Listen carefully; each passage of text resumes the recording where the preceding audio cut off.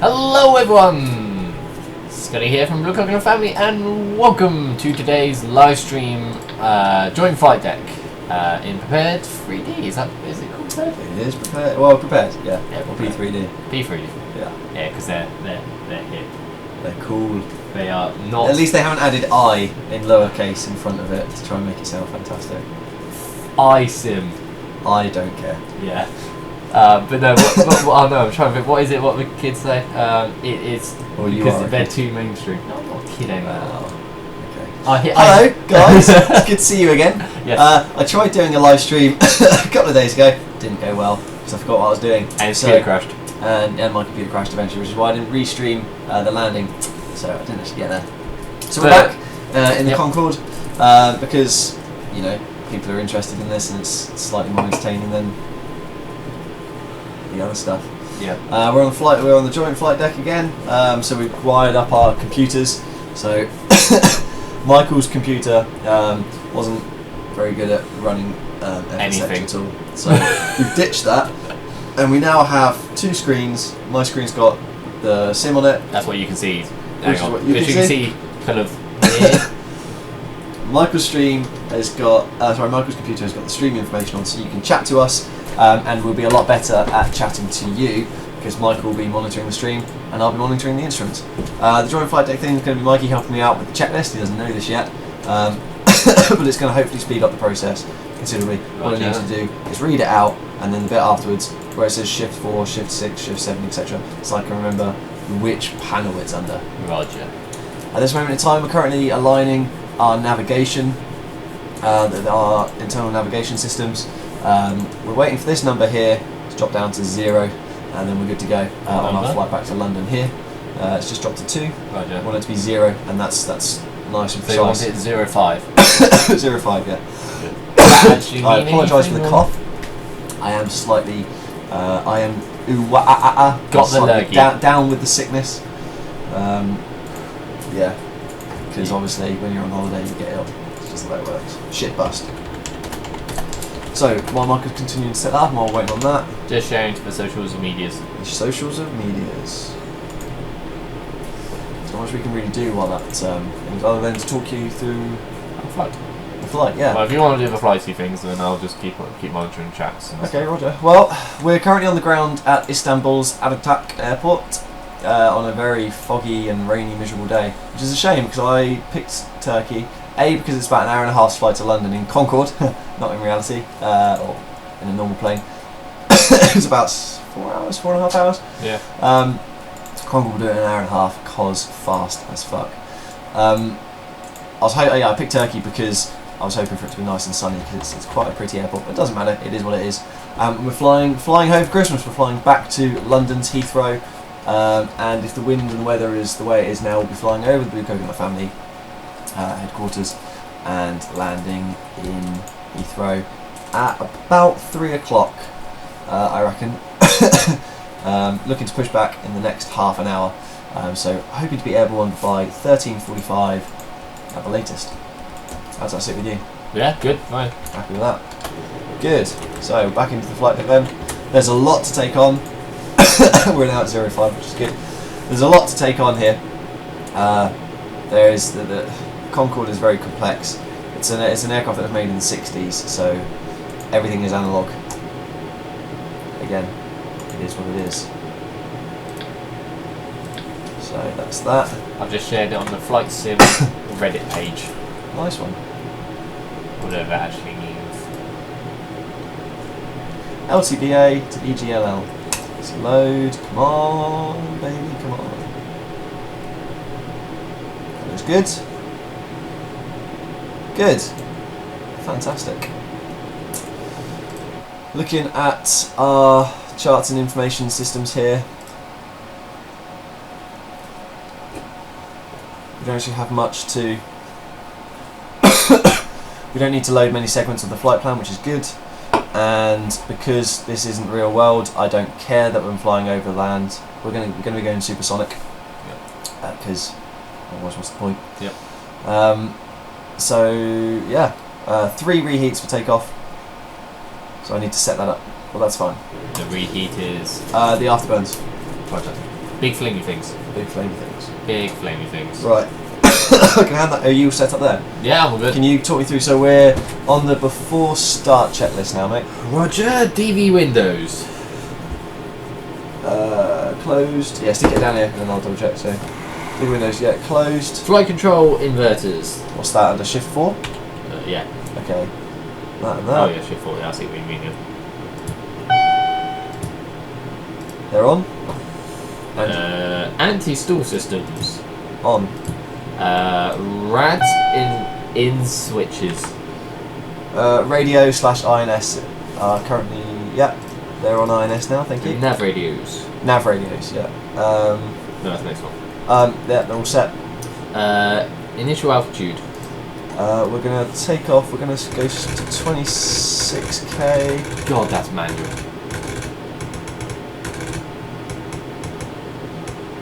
Yep, 26,000 feet set. Oh shit. Okay. Instrument transfer switches. Hang on, wait out. I need to sort this out. Main. Cinema, note. Oh, that's better. Sorry, what were we doing? Instrument transfer switches set. No, main. It's on main. Instrument transfer switches. It's on main. Yeah, no, we're okay with that. QNH. QNH, AA, Set. altimeters. Check / set bugs, airfield elevation and free engine acceleration altitude. Set radio altimeter bugs to 20 inch. Okay. Cheers. Yep. Yeah, that's set. TCAS system test OK. Okay. Transponder. Just tested shift it. F7. Yep. Done. Brakes shift 6. Yeah, the parking brake's set. Yep. Nav lights shift 3. Shift 3. They're on. Cheers. Throttle masters. Throttle masters are on alternative. Thank you. Ground hydraulics check out. So the brake controls. Okay, yep, cheers. That's in the hydraulics panel on the engineer's board. Yep.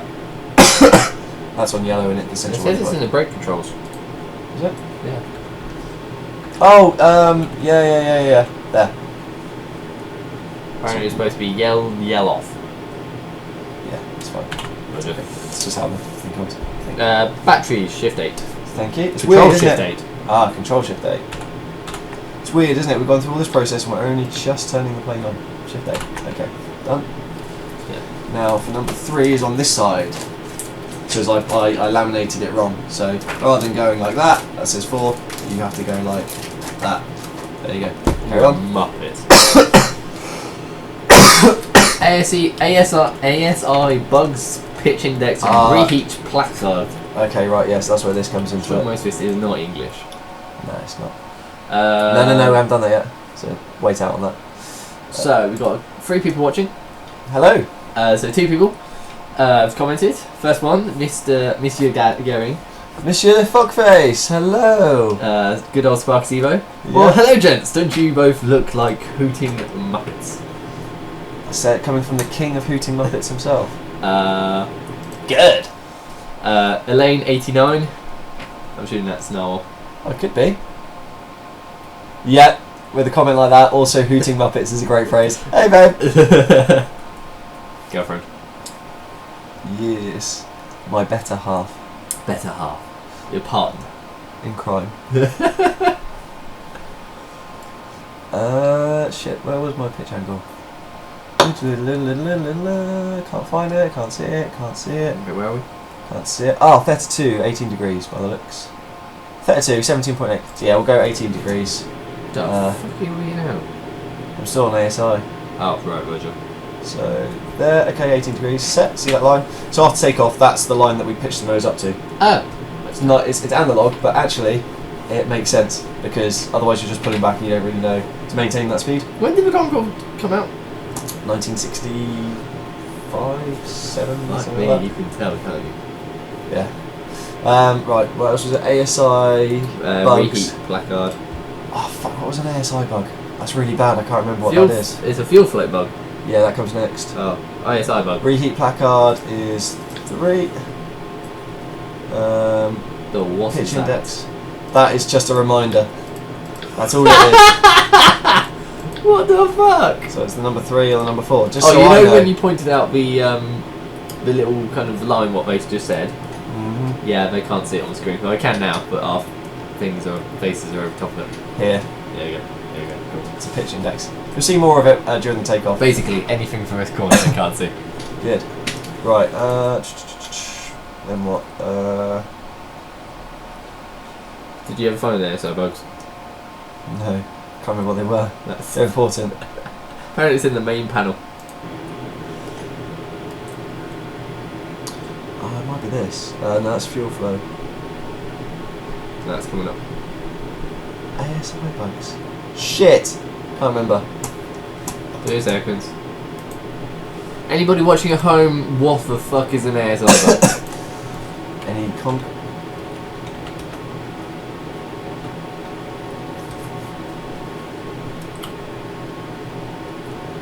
Electronic bug. type in Concorde. Fucking Google. I mean, generic search engine. Other ones are available. That is fucking useless. Ah, screw it. Anyway. Reheat placard. Fuel flow bugs. Okay, so my fuel flow needs to be 21.1 and 20.7 for engine 4. So, can you remember those numbers, yeah? Which ones? 20.1. Hang on. Sorry, Oh, 21. I've got a sticky note. Alright, 21.1 21.1 and 20.7. 20.7. And then can you also put down P7s? 41.1. P7. Yeah, just put P7. Yep.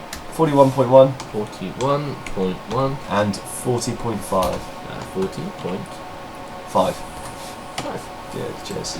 So the fuel flows was 21.1, was it? Yeah. I need to know. This one's 21.1, there you go. You wrote it down like 30 seconds You ago. didn't say fuel thing, but you said just take 21.1. Well, if it's the only number there, it makes sense, doesn't it? No? And what was the other one? 20.7. 20.7. Good. Okay.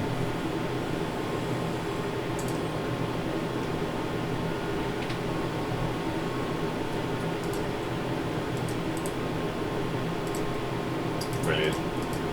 Fuck off. Where's the click spot?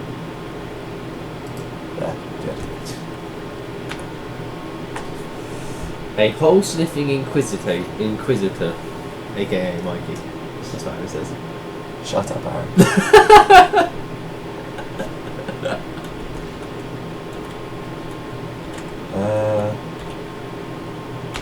One of these.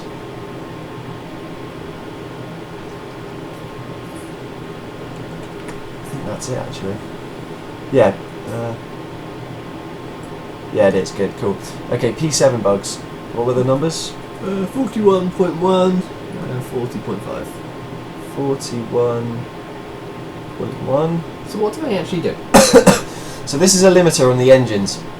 I don't know what the P7 bugs are, but fuel flow is basically the amount of fuel that flows through to that engine. Now number 4, I'll go into that in slightly more depth in a second, but the long or the short of it is the way Concorde's wing is designed, there's an area of low pressure over the 4th engine. Right. So you have to limit it.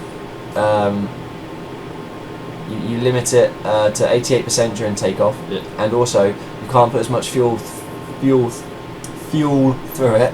Sorry, what was the other one? 40.5. Cool. As the others, otherwise you'd basically drown the engine or you'd stall it. Yeah. And that's just because of the delta wing shape. So what you have to do is, again, because this plane is old as fuck, you have to manually set in, because there's no computer. Well, there are computers, but this isn't computerized. Yeah. You have to set the limits here manually. This is normally the flight engineer's job. Yeah. Sets the limits and stuff for what the engine can take before takeoff. Right. And this is why it took me so long to get off the ground in the Great Race. Mm. Because I was doing all this shit while you were taking up.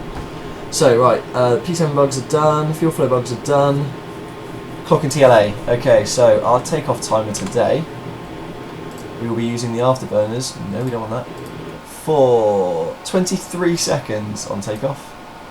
23 seconds. Is there any point? Yeah. 23 seconds.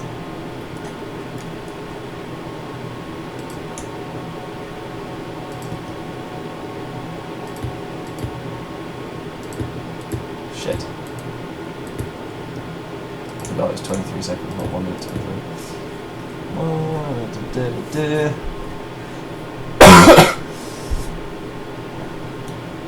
And the flight engineer will automatically turn this off. Like turn the afterburners off. So I'll talk you through the takeoff and stuff in a minute. 20, what was it, 23? 23. Cool. Happy with that. 23 seconds was that. What else was it? Timer and TLA bugs. Yeah, we're set. We're rotating 132, 141, 180.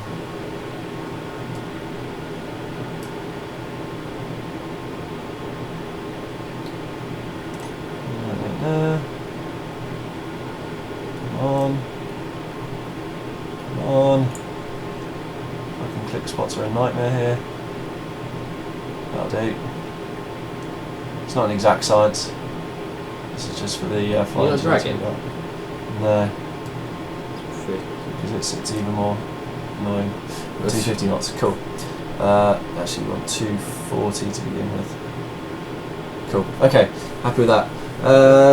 Seatbelt sign. signs. Okay. What's that? Shift 4? Shift 3? Shift 3. Got. Shift 3. On. Might as well lock the door at it. Instruments 1, 2, 3. Hmm? So it says instruments 1, 2, 3.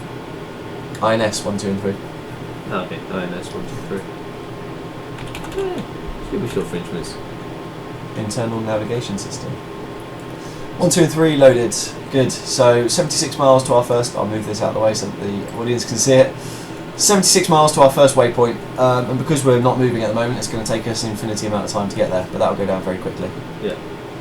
Is that why it's 9999? Yeah. So So they're all good to go.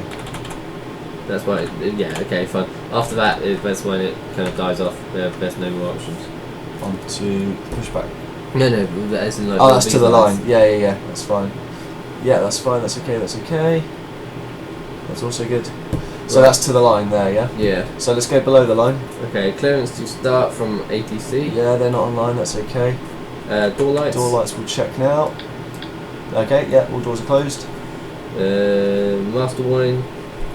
What does it say? I need to do that. Recall. Okay. Cancel. Recall. Yeah, that's fine. Anti-collision lights. Sorry. Shift 4? 3. Shift 3. Yeah, anti-collision lights are on. Flight deck door. Is locked. Throttles. Shift 7. Oh shit, that's what. I know what I needed to do. Shift 7? Yeah. Okay, yeah, they're idle. Sorry, yeah, I forgot. One more thing I needed to set up here. Was throttle lever angle, which was minus 24. That's not right. Surely that's not right. Yeah, I forgot I needed to set the throttle lever angle. I don't know what that does or what it is, but I need to set it. That's what the ASI thing is. Roger. Was that what an ASI bug is? I don't know. I don't know. To trim. Oh yeah, and down 2.5. Roger. Trim down. No. Where is it? That's got to be it, isn't it? Minus 24.8. Yeah. Okay. What's Yeah, the I lever can't. angle? How can you have a lever angle at minus 24? Positive. Negative. Surely up would be positive. Roger. No, that's not right. It's got to be something. No, because that's what it says. It says throttle lever Oh, angle. 24.8 probably. Just No. Just. Yeah, but it doesn't go into the minuses. Yeah, So- go 24.8. That might come difference. 24. Okay, happy days. And we'll trim down to the marks that major called green number there. Loving the bell. Yeah. It's electronic. After that, but you just set it initially, and then it's your first kind of fly-by-wire. You put it up, and then the Concorde will go, okay, and then you go, excellent. So you don't like electronic, rather than Boeing where you still have to trim it yourself. Yeah. It's like you're flying along, and then it's trim, keep trimming. Okay, we're good. playing from the 60s is doing a better job. Okay, right, what was after that? Door lights, master warning, anti-collision, photo, door idle, clearance stuff on ground, happy days. Okay. We're good. Good to go. Cool. No, there's been no more chats. We've got 4 people watching though. I know 4 people watching. I know 4 people. Well, 2 of those are Elaine. No, wait, 2 of those are Elaine. Yeah, 2 of them are Elaine. She's got 2 windows open. No, but one's Elaine, one's Aaron. I'm assuming still, unless they fucked off. Dunno. Okay, let's go. Let's go. Right. Chat room in the air. Conditioning valve. Control shift 3? Yep. They're off. What do they need to be? Valve. Off. Okay, next. Cross bleed valve. Closed? Yeah, it says shut, but yeah. Yeah, okay, shut. Fine. NOS 3 and 2. Number 2 and 3. Just read it as it looks, yeah? Yeah. Numbers 3 and 2. Oh, okay, numbers. Not NOS. It's Numbers, in because... Well, yeah, but... Come on. Yeah, no, okay, fine. Numbers 2 and 3 engines. Like, that's not inge, is it? It's engine. Yeah, but... You're not going to go inge 1 takeaway 4 and inge 2 takeaway 3. Numbers. Okay. It's an abbreviation. There's a lot of random stuff like in here. Yeah, fair one. Okay, so what do I want? I want engines 2 and 3, so I need to start engine 2 and 3. Yeah. Get Isn't that one, that one? 2 and 3, the internals. Yeah. Yeah. 2 or 3 first? It's up to you. Which one Go do you for it. Engine 3. Okay. Starting engine number 3. Just because it's the same one there, it says 3 and 2. Also get rid of the jetway as well. Aaron's still there.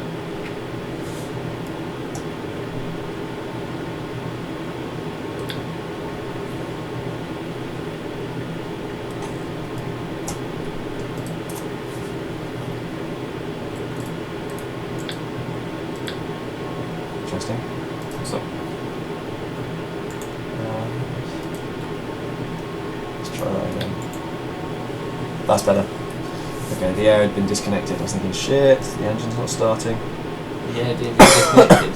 To save weight, Concorde didn't have an APU, Right, okay. so there was no way of it getting air. Right, okay. Engine 3 started. So what, they have to bring an external one in? Plug everything in. That's why we're starting to... Oh, shit. Oh, well, too late.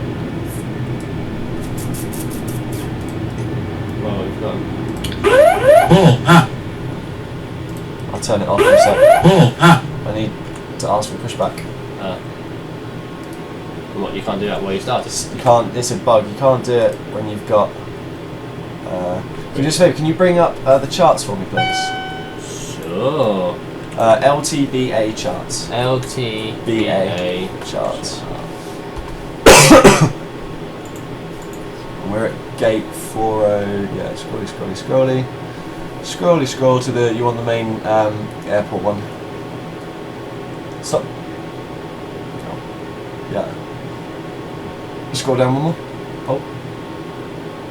Where are we? 205, I think. There. In the corner. Yeah. Scene.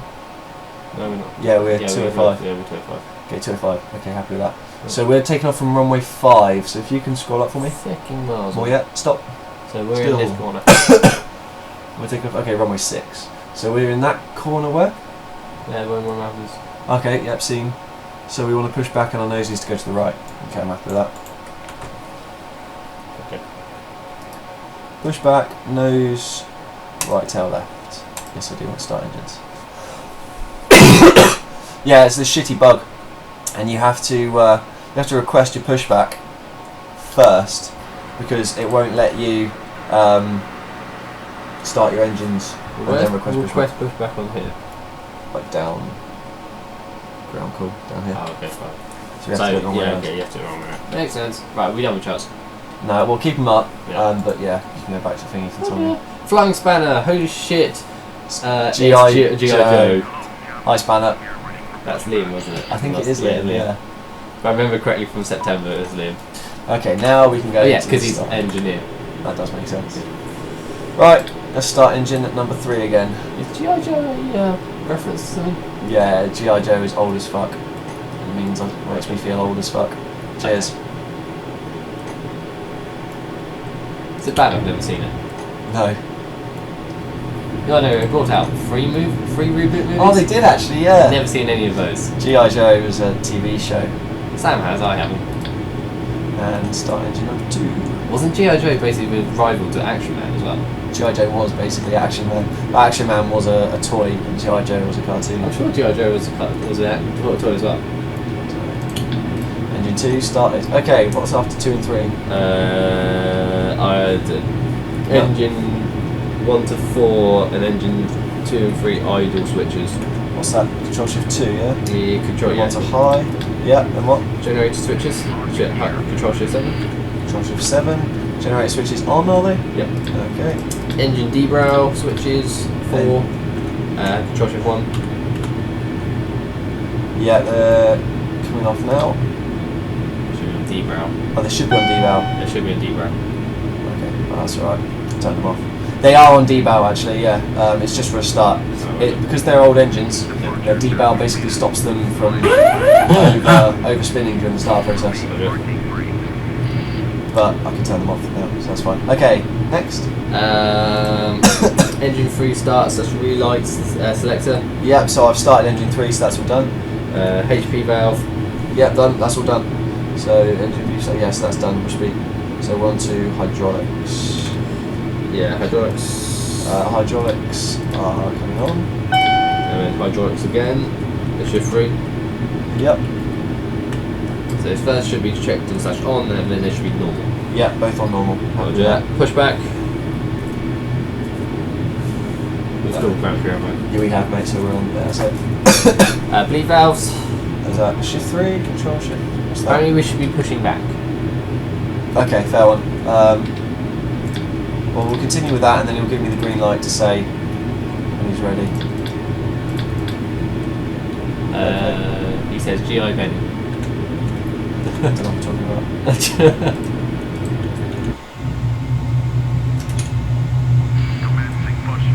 Okay, yeah, we've been given the green light. What's next? Cross bleed valves 2 and 3. Yep, they're open. Numbers 4 and 1 engines. So we get to start engines 4 Yeah. and 1. Okie dokie. Start engine 4. And start engine 1. We've got enough air in the system to get both of them turning. To save some time. Continue. I'm going to lower this visor and jump ahead in the checklist a little bit, just to clear our field of view a little bit. Engine 4, start. Engine 1, start. Little puff of smoke there. I'd say that's probably the best seat to have, isn't it? Yeah. Because you'll get all the fire coming out. Yeah, that's very cool. I think I'd be quite disconcerting though. The smell as well, because obviously, I mean, afterburn and stuff, you'll get the smell like hot metal and all that kind of stuff. But at the same time, you're flying in Concorde, so it's really good to fly. Right, that's that. Cross relief valves. So engines 1 and 4 are now running. Cool. Cross bleed valves 2 and 3. Yeah, I've got them up. They should be shut. Shut the cross bleed valves, Roger. Conditioning valve. Coming on now. Pushback checklist complete. Excellent. Let's go with the after start checks. Yeah, nose wheel steering. Yep, we're good.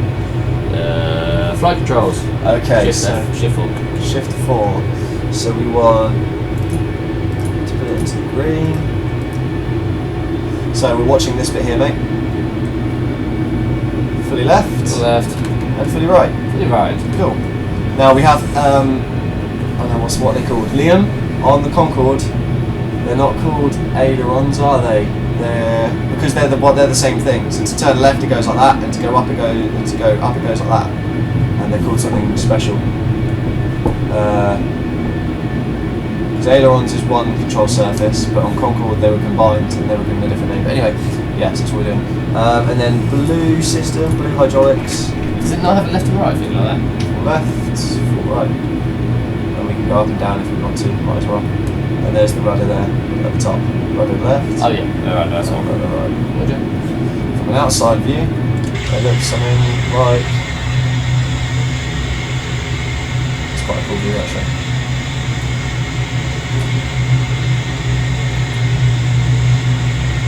Very cool.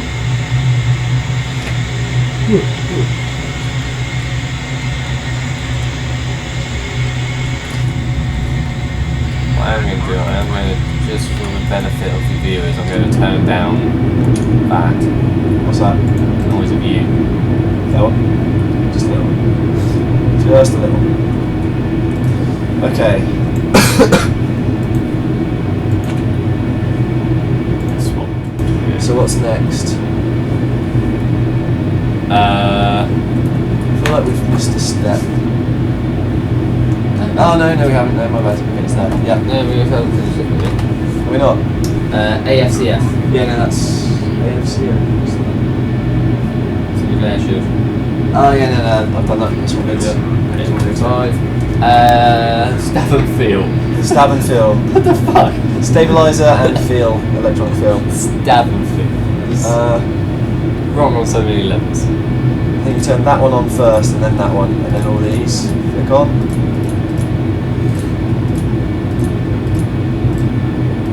Yeah, that's done. Okay. Engine MDI says engine schedule. Engine anti-ice is Shift 3. is fine. Engine schedule is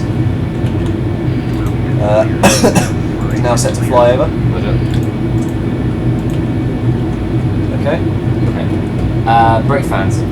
I'll leave them off for now. No, I'll put them on. Should they be on or off? They should be Actually, I'll on. On. Okay. I mean the temperature's not that hot, but I'll put them on anyway. I'm also going to put the amount of fuel going into the engines to low because I don't want to burn fuel. Roger. Alright, door warnings I've just checked, hydraulics I've just checked, electrics ground bypass is set. Just done that. Yeah, done. Takeoff limiter I've set to 88. Yep. Ground equipment's complete, that's the after start checklist complete. On to the taxi checklist please. Okay, visor says nose. Okay, visor is down, nose is coming down now. Down she goes. After that. Okay, nose is set to 5. Landing taxi says taxi turn lights. Okay, taxi turns. Where is it? There it is. Yep, happy. On. Brakes. Released. So we check that's normal. Okay. Let's have a quick look. Quick check.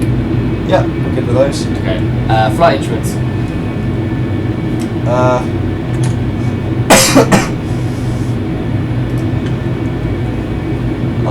Set. No flags as well. Yeah, no flags. Cool.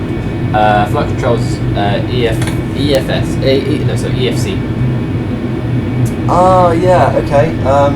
How far is this trip? It is. Let's have a look. 1,296 miles. 1296. So on this, it's just a little gizmo. We go. No, other way. We set 129 in here. What will that do? I'll show you in a sec. 129. Right click that. There we go. So that's set the distance to go on here. Right, okay. It'll count us down as we fly. That's done. Right. Anti-skid R lights as tyre lights. Anti-skid is on. Quick test of the lights. Yeah, they're good. Trims. Trim set to 2.5 down. Throttle master.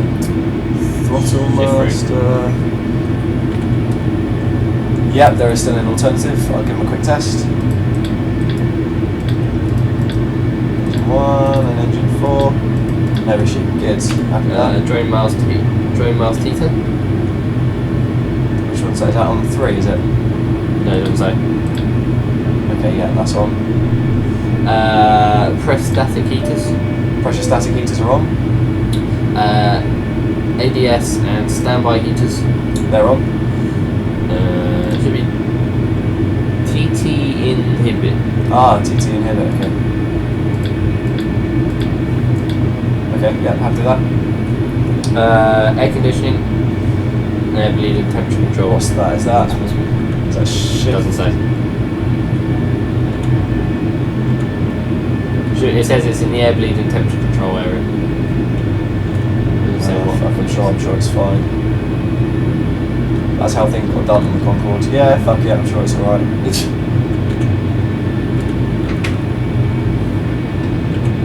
There we go. Conditioning's good, everything's on. Yeah, we're happy with that. Okay, good. Conditioning. Cross-feed valves are also shut. Cool. Is that the end of the taxi checklist? No. So, first 5, 6. Reserve. Oh, yes. reverses. Don't worry about those. Roger. Just skip Engine over that. overheat. Engine overheat. Yeah, no, that's we're okay. That's all set up. CG position. Centre of gravity position is a good one. Yeah, our engineer's doing a good effort. He's going to keep this arrow between these two orange flags. Roger. Take off CG switch. Take off centre of gravity switch.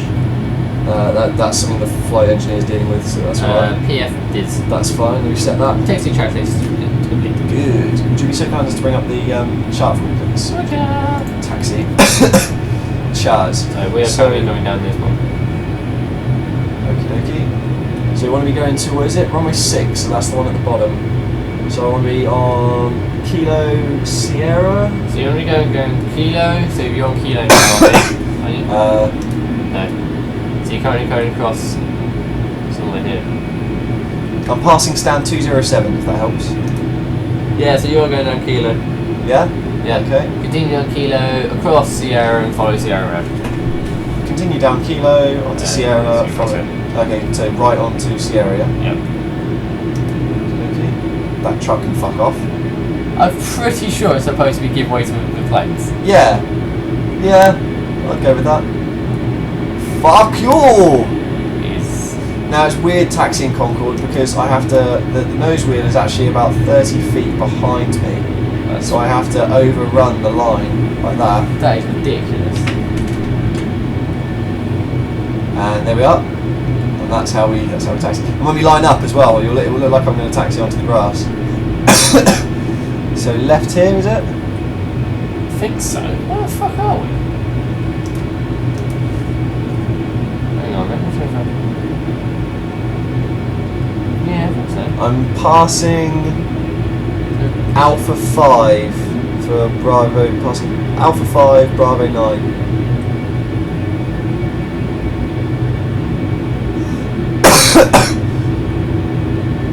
Fuck knows.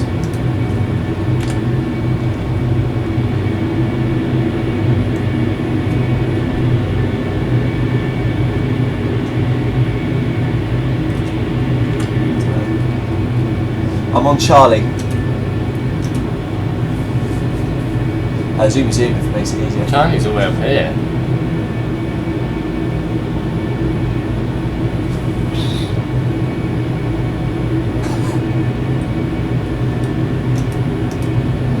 We need some air traffic control assistance. Is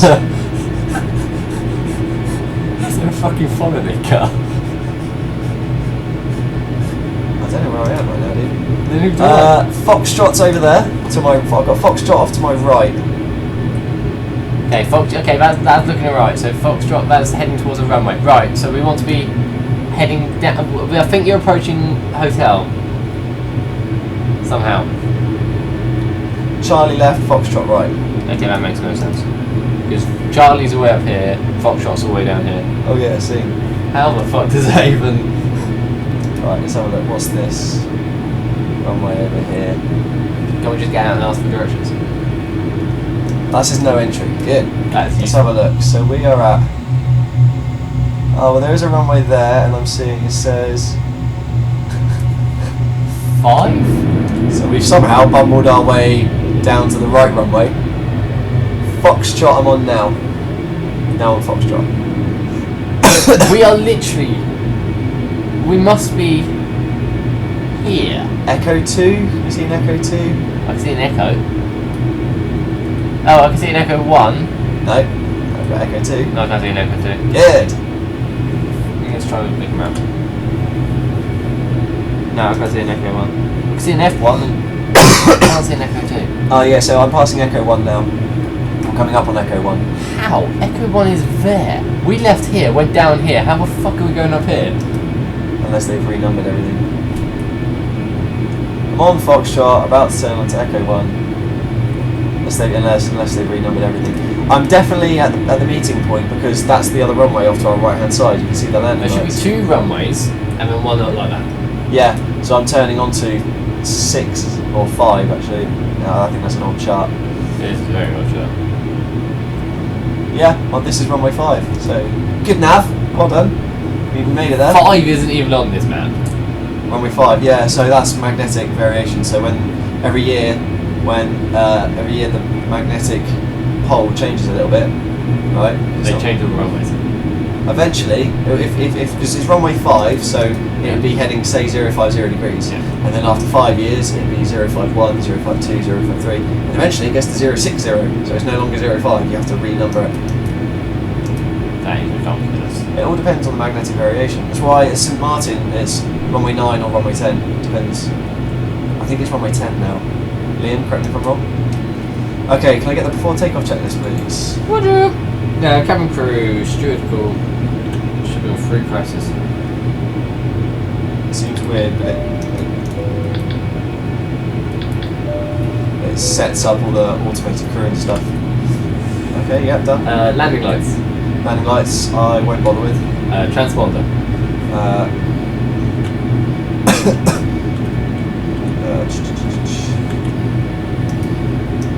Oh shit, right, let me break on a sec.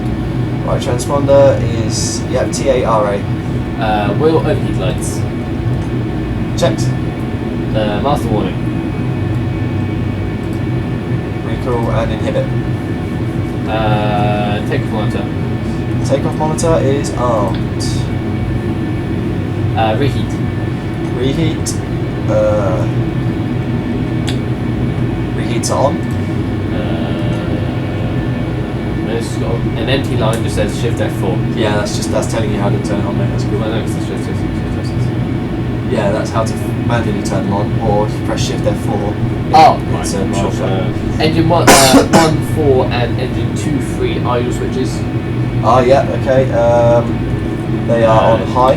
Control shift F, control shift 2. Yeah, so you can see the fuel is pumping into them now a lot faster. Nozzle override lights. What should they be on? Off. Yeah, good. Pitch index. It's set. Flight director. Set. Brake fans. Brake fans are coming off. Brake overload MI. Checked. Should be black. Yeah, it's back.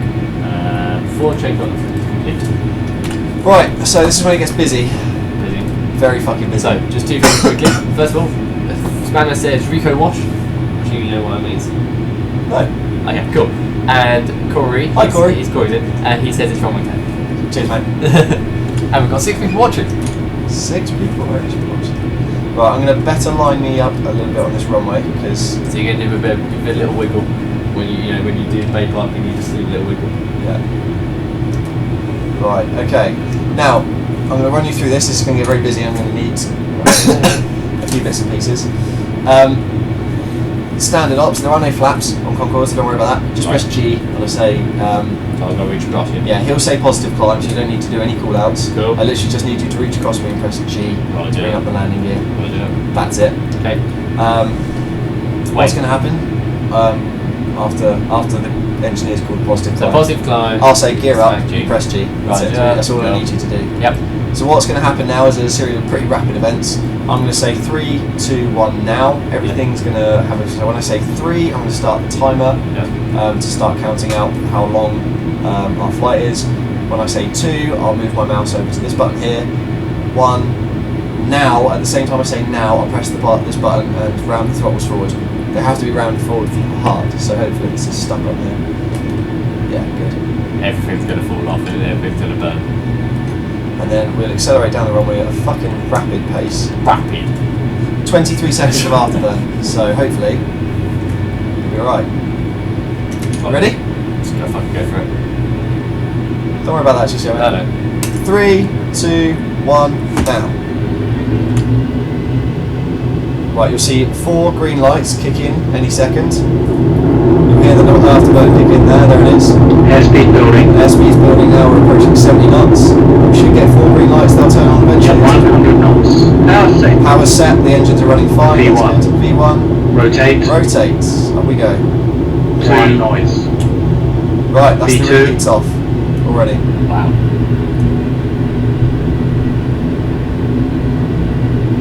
Positive climb. Gear up.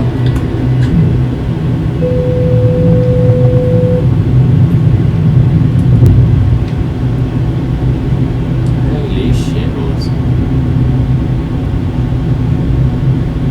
And turn.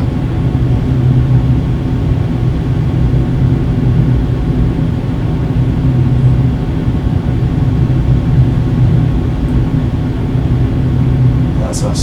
240 knots. Okay, what I need you to do is take the stick for a sec. Just hover it. It should be okay, but just hover the speed around 240, 250 knots, just while I set this up. Okay, the autopilot's in control. So I think they go. That's it, yep.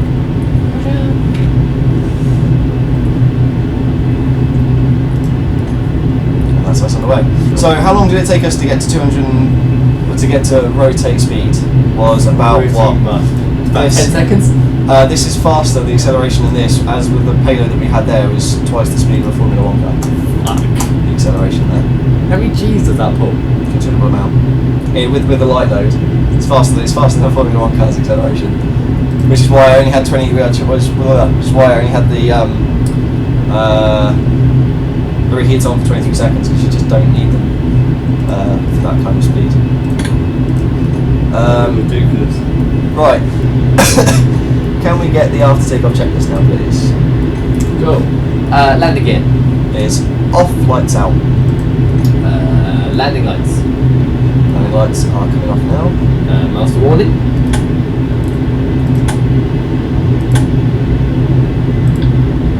Master warning. Recall. No warnings. ABS and standby heaters. ADS and standby heaters are on. Pressurization. Pressurization is checked. Stationary air doors. Secondary air doors. Secondary air doors modulated. Actually open. Let's have a look.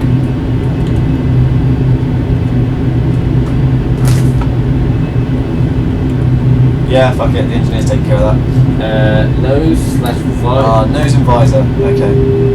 Don't worry about the beeps, that's just letting us know that we're close to the airport. We're hovering around the outer marker for the departure. At least that's not fucking on. It'll turn off in a sec. So the nose and visor should be up and locked. Okay, so you're going to notice a very audible difference now when I bring this up. So the nose will come up now. And then when the visor comes over, obviously the wind's not going to be rushing over the windshield and it'll get a lot quieter. Comes the visor. Now, no wind. Nice. Okay. But that was their view. This is going to be our view now for the But next as in hour and a as the half. pilot, so they couldn't see anything basically. No, and when we're coming into land, you'll notice as well why the nose drops. Because you can't see from You can't see fuck all. So we're climbing out of the fog now. Ah, look at that. Let's go into a... it's not smoke. It's condensation. The angle of attack that Concorde's currently at. Look at that. Up she goes. Holy fuck. She has a very high angle of attack. Doesn't she stretch in there? Yeah. She will do soon, yeah. Right, so we're approaching... in fact, we've gone past... So what I'll do is I'll just... vertical speed, let's drop that down for a sec.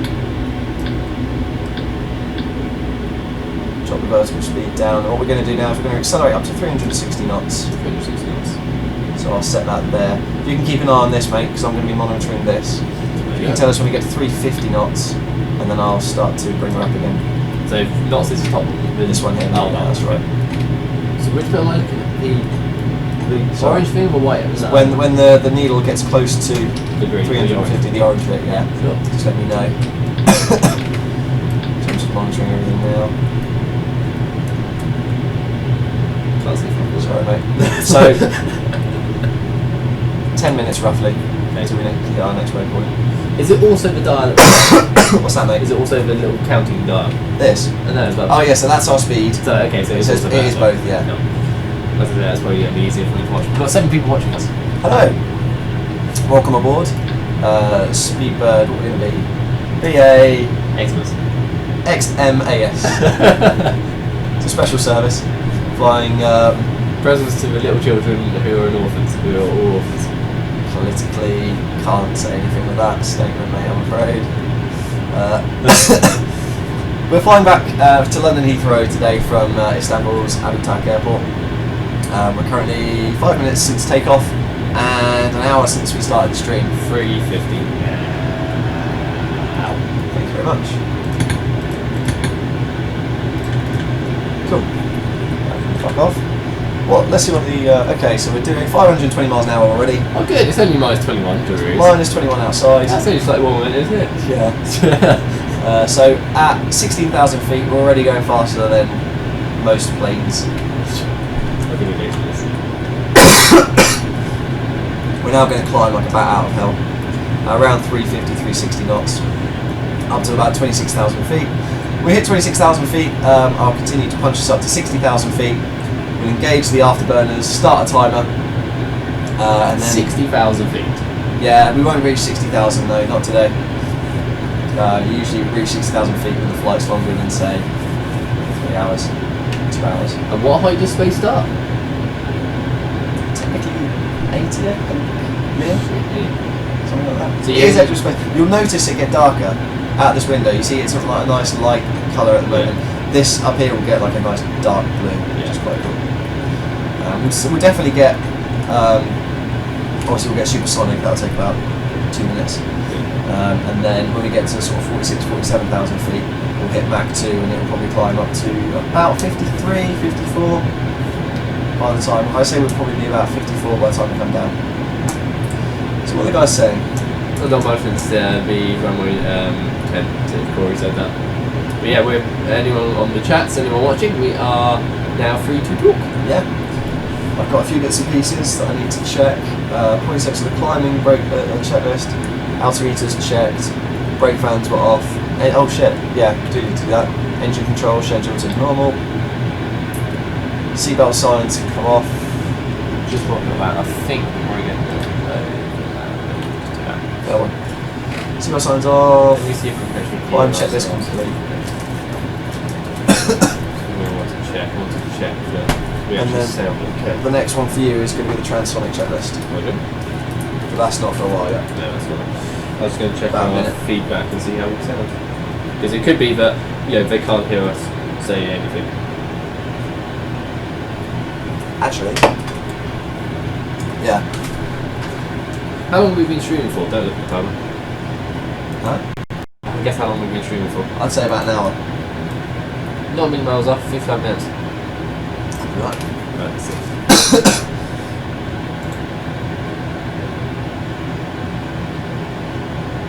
Altitude alert, 1,000 to go. Happy?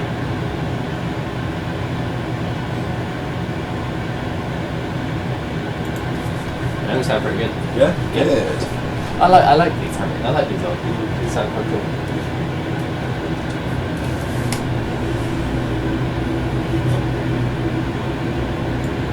Right. Shit me, 8 people watching. Hello, 8 people. Hello, 8 people. How are we? So obviously that is more than we usually get here in Blue Coat Family, and we've gone beyond friends and family. So welcome to the Blue Coat Family. If you're a subscriber already, welcome back. Please, we'd love to hear from you to know where you actually came from when you became a subscriber, whether it was another flight sim like the Joint Flight Deck as before, or whether it's been something like the like Minecraft or City Skylines, or pretty much any of the shit we do here. Any of the or shit we if you're not, welcome. Have a poke around, check us out, and see if you like us. I'm going to have to steal you away from the subscribers for a second. That's fine. 100k is the definition of outer space. Thanks, Corey. Call to answer. Even though people call, so if you get above 85 kilometres, you're an astronaut. That's that one. Ready? Idea. Have we got any weather balloons? I'll just strap myself to them. I'm an astronaut now. Roger. Right, I need to steal you away from the Yeah, that's transonic fine. checklist, please. What? Transonic checklist. Transonic being before Sonic? Transonic is going from, so it's the Oh, the transition. Precisely. Roger. So we're about to go supersonic now. So we are. I need the checklist, please. Okay, engine control schedule. It's normal and checked. Auxiliary inlet MIS. M-I-S. Oh yeah, they are shut. Secondary nozzles. 15 they are about they're about 15 degrees. Lower 15 degrees. Is, altitude. Oh yeah, no, see, yeah, they're at 10 degrees. Altitude. Altitude I'm punching in now, 60,000 feet. Okay, reheat. I'll be turning those on in just a sec. Reheat in pairs. Yeah, I turn them on in pairs because the reason you do that is so that the passengers get 2 slight nudges rather than a full-on fucking sledgehammer to the back. Wait, what? So we turn the reheats on in pairs, so engines. Oh, so me. Yeah. So yeah, it's 2 slight nudges in the back of the seat rather than putting 4 fucking afterburners on at the same time. Oh, that sounds cool. People are paying so much money for a ticket. No, plus it means that they don't spill their caviar and champagne. Fact. Okay, so we'll start a timer. We can't run the reheats for any longer than 15 minutes. Aww. Otherwise we won't have enough fuel to get to our destination. Oh, okay, perfect. Right, ready? Start the timer now. Oh, we've also got chronos. That's right, yeah, that's what the chrono is. Ah. So we're going to start that timer. We're going to go vertical speed. We're going to pitch up to 1,000 feet per minute.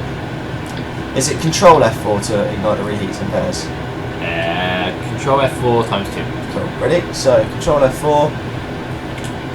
1 and 3. Sorry, 2 and 3. And 1 and 4. And max climb. I've probably overshot it, and you might get a whoop whoop. There it is. That's alright. That happens. That would have been a crate of beer that I owe you. If the captain ever went over like the max speed and sent that off, it was a crate of beer he owed the crew. Oh, really? What was that do? It's really difficult to balance. Oh, there we are. And we're now. I'll go back up. So this is the shockwave attaching to the front of the aircraft. It hits the. That's fucking annoying. Does it ever turn off? 3, 2, 1. And we're now supersonic. There we are, Mach 1. Holy shit. So that is basically you pushing the sound barrier, and all of a sudden it just goes, punches through it, and then that's the pressure gone. Mach 1. Holy shit. I think that would be awesome though. You'd be sitting there, and it's like, okay guys, just hold on to a finger short, and then... I'll go get that. Cheers.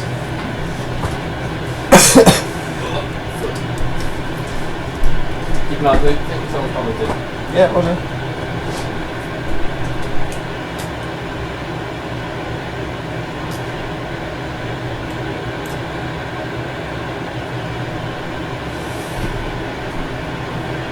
So, while Scott is away, just wanted to say hello. It's good to see you all again. I've been away at work for the last 4 months. And I'm back up until the 2nd of Jan. So Scotty and I have got a couple of things that we've got planned. This is one of them. It'll be a couple more live streams. I don't have time to edit anything at all next week. So we'll do a couple more live streams. Maybe if Monsieur Le Fuck Race is available, we might try and live stream a random race. Don't know how that sits with you, we'll see. Yeah, we'll go with that. We are now, let's have a look, so we're now at Mach 1.1, another checklist, secondary nozzles, 75, yeah. Cool, check that. Yeah, so our ETA now into London is about an hour and a half, not even that.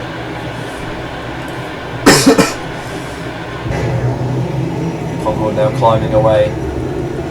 You see the afterburners? Yeah, there they are. Up into the stratosphere.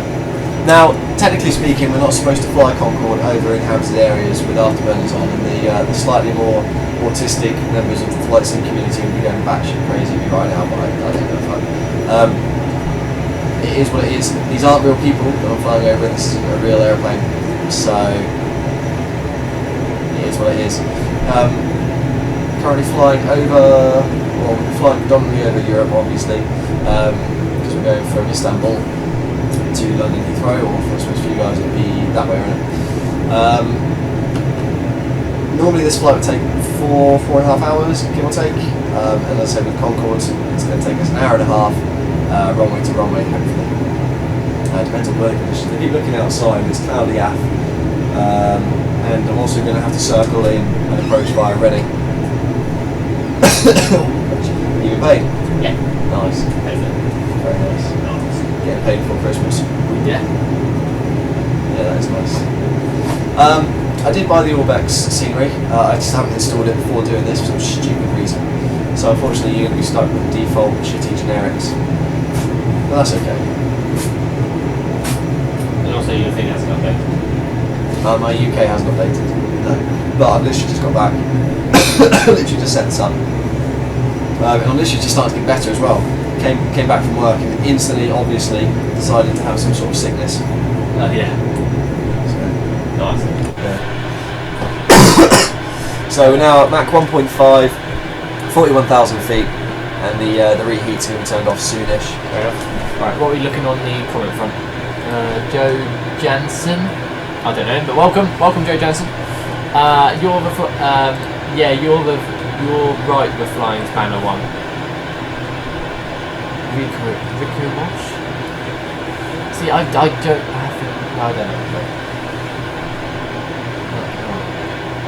What? Yeah, no idea. No idea.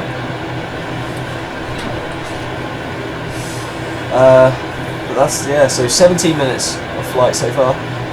The virtual flight engineer is doing a very good job of balancing the fuel. Yeah. And he's moving it all to the back now, so that we stay streamlined for supersonic flight. Makes sense.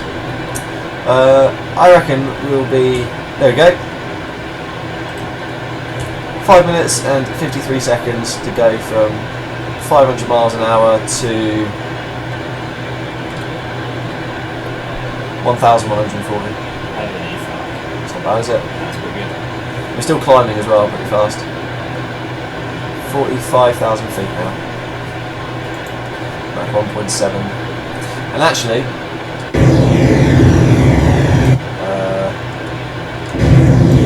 what you'll notice here is these doors are coming down. I think I've skipped it actually. Oh no, you can slowly see them moving. Like that. Yeah. And what that does is that creates a shockwave. So during subsonic flight, the intakes are open, box, the air goes in, standard engine, so not too difficult. Yeah. However, when you're flying at supersonic speeds, the air is moving too fast for the engines to digest. Yeah. So what those ramps do is they create a shockwave within that inlet and slow the air down to a speed that the engines can take on board. And that's all controlled by computers, which for the 60s is actually very That's impressive. quite impressive. And that all happens in that distance. So that's about 16 feet, something like that. And in 16 feet, it slows air down from over 1,000 miles an hour to about 300 or so. That's quite impressive.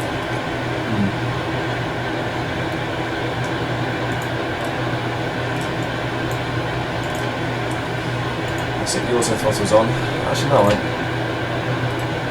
I'll leave it on full climb power, full cruise power. Can you do me a favour? The flying spanner is Liam. Yeah, we got that. Yes. Yeah, we know. Rico Wash equals Corey. Oh, right, okay, I can listen. So, he said, hi guys, Liam said Rico Wash, so it's Rico Wash equals Corey. Roger. Might be a cool sign. I don't know. Right, I'm assuming you've done these. Cool story, bro. Yeah, that's done. Go on. We're approaching 50,000 feet, so what's that? Yes. Auto throttle 1, yeah, okay, I'll turn that on now. There we go, that's that done. Roger. So now, now we just get the deceleration map. Fuck that. Continued over onto the other side. That's for landing field and stuff, but that's alright. Yeah. It's actually really easy. And this is coming from someone that's retarded in mathematics. How high are you? Yeah. How much fuel have you got on board? Yeah. how long does it take to descend? Yeah. So let's say we're at 57,000 feet. Yeah. Okay. It will use 1.9 tons of fuel, Yeah. and it will take us 19 minutes to descend and go subsonic. That's it. It's really easy.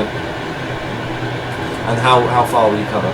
227 miles with full tailwind. Yeah. 213 with zero wind. 200 with a headwind. That makes sense. So when you're coming into somewhere like the UK, You need to know how far you're going to travel, how far ahead you need to descend before. so that you're subsonic by the time you hit land. Yeah. Exactly. That's it. That makes sense. Or what you do is you minimise this, and you go to the Concorde descent calculator, That's a thing. and you type in for Mach 2 the wind bearing, how high are you, and we want to be at 26,000 feet. So it's going to take us 153 miles. That's a cute little program. It's just a quick calculator. Yeah. So 153 miles. Can you, for me, bring up Heathrow charts, please? Thanks, Bush. I'm sure we don't need those Don't anymore. need it. No, don't need Istanbul. We're EGML, I think, or something like that. charts. Ah, look, nats.co.uk. I only knew someone that worked for Nats. Yes. Joe, did we used to know someone who used to fly the Concorde? One did, yeah. That's what we want. Biggin Hill, 115.1. Thank you. What we should try and do is get them on board. That would be quite cool. That would be good. Actually, that would be really good. Right, so 115.1. Yeah, we'll go with that. What other approaches have we got? Can you scroll back to the top? Oh yeah, oh yeah. Still, scroll down. Oh. Dover 114.95. Actually, yeah, we'll put. Fuck's sake. 114.95, so that we know when we're close to Dover. And then Biggin Hill. Detling. What actually is our Logan? Where's Logan?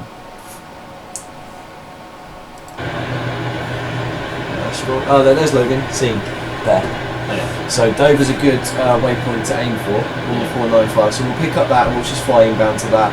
What's And Dover? then DVR, right okay. side. Yeah, I've seen. Yeah. So we'll fly to Dover. We'll overfly Dover and we'll head towards Biggin Hill, which is here. Yeah. 'Cause that's where everything seems to be flying to anyway. So scroll down. More yet. More yet. More yet. Still.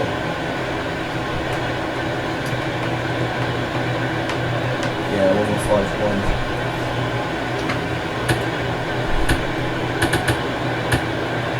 So that's the radio set up. Roger. So we'll fly to Dover as an initial fix, and then when we pick up Biggin Hill, which will be very, very shortly afterwards, we'll then aim to get to that. So what I want to be is, let's work backwards now. So at Dover I want to be 26,000 feet, and then we can descend from Dover through to Biggin Hill, because this thing descends very, very quickly. Yeah. Like very quickly. So that's not an issue. So as long as we're at 26k by Dover, work it back, and that was 153 miles. So when we get 153 here, then we can start descending. Until that happens. So we're going to waypoint 3 right now. 10 minutes. It's going to take us 10 minutes. The auto throttle's kicked in.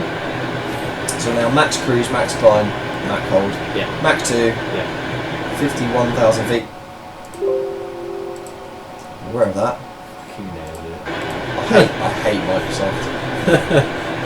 Fucking It scares me 10, man. because the amount of times it goes, we're just going to restart for you. Yeah. No, Yeah. no, you're not. Dude, No, you're so, not. I'll tell you a story now. So, you're not an IT technician, I am. Okay. But you know enough to know that you do not reboot the server Yeah. just at any point. You can't just go, oh, reboot. You have to schedule it, and then you have to find a time where it's convenient for the users on that server to reboot, right? Yeah. So, my workplace, we have loads of people who use the server constantly. It's our domain controller. Yeah. And so we've got our old domain controller is 2008, so 7008 R2. But we've got a new server which is a Hyper-V host. So basically, we've got a big piece of tin and it hosts virtual servers underneath it. Yeah. So we've got multiple servers underneath it, Yeah. doing their things. And the long-term plan is to move that as our domain controller and have everything running off that. But that's running Server 2012 R2, which is effectively Windows 8.1. Okay, so 2016 has been released and we're playing with it. But multiple times now, I've gone onto that server. Luckily, we haven't got much running on it. Multiple times I've logged into the server and it just goes, "Oh, we've done updates. You need to restart now." And it's a big blue bar, like you saw there, which just says "Update, restart now." I'm going, why is that a thing? Why did they go? You know what? Servers, they can be rebooted any time they time. want. But You know, it doesn't even matter.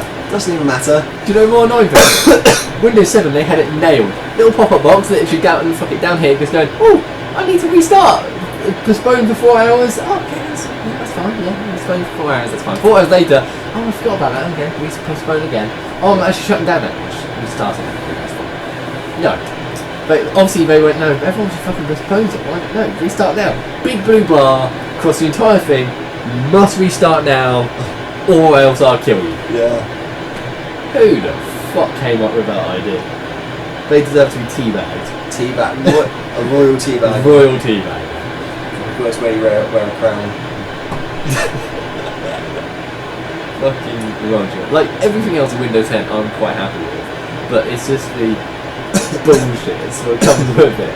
Fantastic. Cortina's a wank thing. That can fucking die. Cortina gives me AIDS. She is frustrating. Yeah. Hi, is it Cortina or Cortana? I think it was a Halo reference, wasn't it? Yeah, I think it was actually. Hi, I'm Cortana. That's it. Cortana. Would you like to ask me anything? Yes. How do I turn you off? How do I turn you off? How do I get you out of my life? Have you ever heard of a Clutterbox? No. Oh, fucking honky piece of kit. So, we use Office 365. Yeah. And they update it constantly. So it's not you have Office 2010 on your computer, you update the installs when you want to and stuff like that. Yeah. It's not like that. It's a update. You log in one day and it looks like this. You log into the next day, it's changed all colour and shape and the button's now fucking over there. Brilliant. It is honking, but mostly it's good. Okay.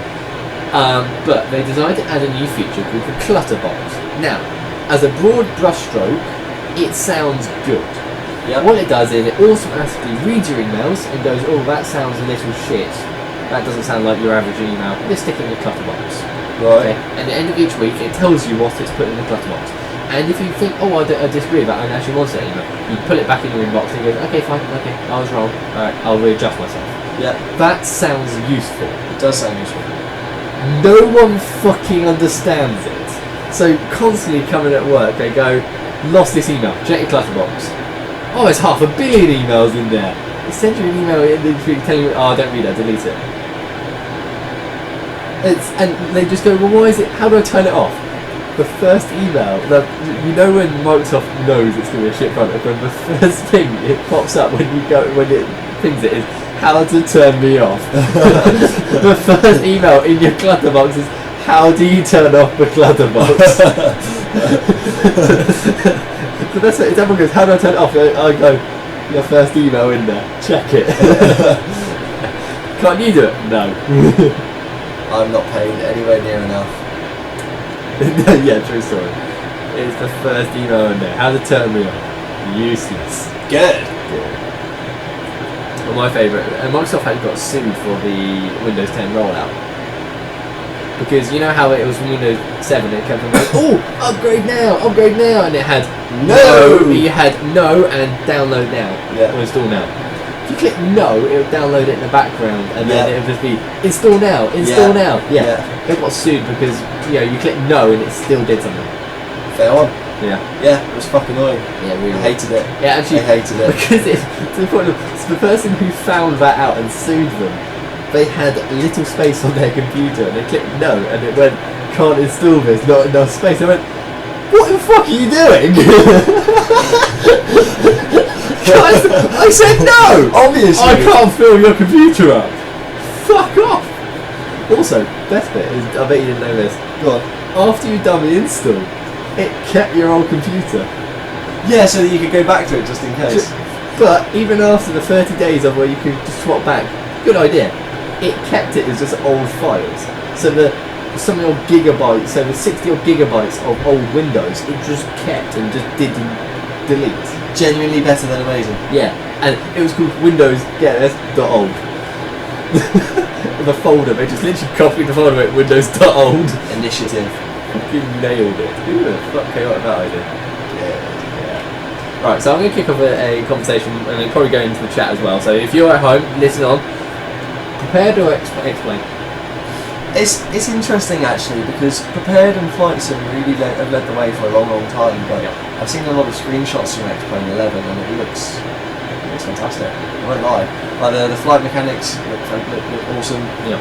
They've got It's rewritten, isn't it? Yeah. Well, everything is it's a whole new product. Yeah. X-Plane are very very good at that. Steam edition for FSX is just FSX. The dovetail got hold of and tweaked, so it's not as shit. It doesn't crash as often. Still does though. I've got it. It's wonky. Yeah, it's still a program from back in 1965. Prepared is the original source code, and a lot of people say that it's the same. It's not. It's the same source code. Yeah, fair one. But Porsche 911 is not the same. Porsche 911 from this year is not the same, even though it looks fucking. They are identical in pretty much every way. But apparently, they're not the same as the ones released back in the 80s. It's just the way it is. Yeah. But X-Plane has got something that I like. It's finally implemented uneven ground because yes, I don't know if you've ever noticed out the world outside, it's not flat. Really? Yeah. So it's not Minecraft. The planet isn't flat. Fuck me. So that means that when you have a runway, the runway isn't flat either. Well, usually. And X-Plane have got that. Yeah. That's so the runway undulates and modulates. I'm assuming they haven't done overboard and they made it like a fucking roller coaster. No. But it's so you're coming in, so that adds a slightly new dynamic to it, I think. Because when you're just landing and you know everything is flat, 0 feet is 0 feet. Yeah, it makes sense, yeah. Yeah, it does make sense, actually. I don't know. I'm interested to see. I may end up getting both. I don't know. I need to run that past my better half. If she's still watching. Yeah. Fair play if she's still watching. Yeah. Fair play. Could it be? That surely we're not 180 miles from Dover already. Really? 185, 184, let's have a look. Bring up the big map. I'll do a cheat. Loud noises.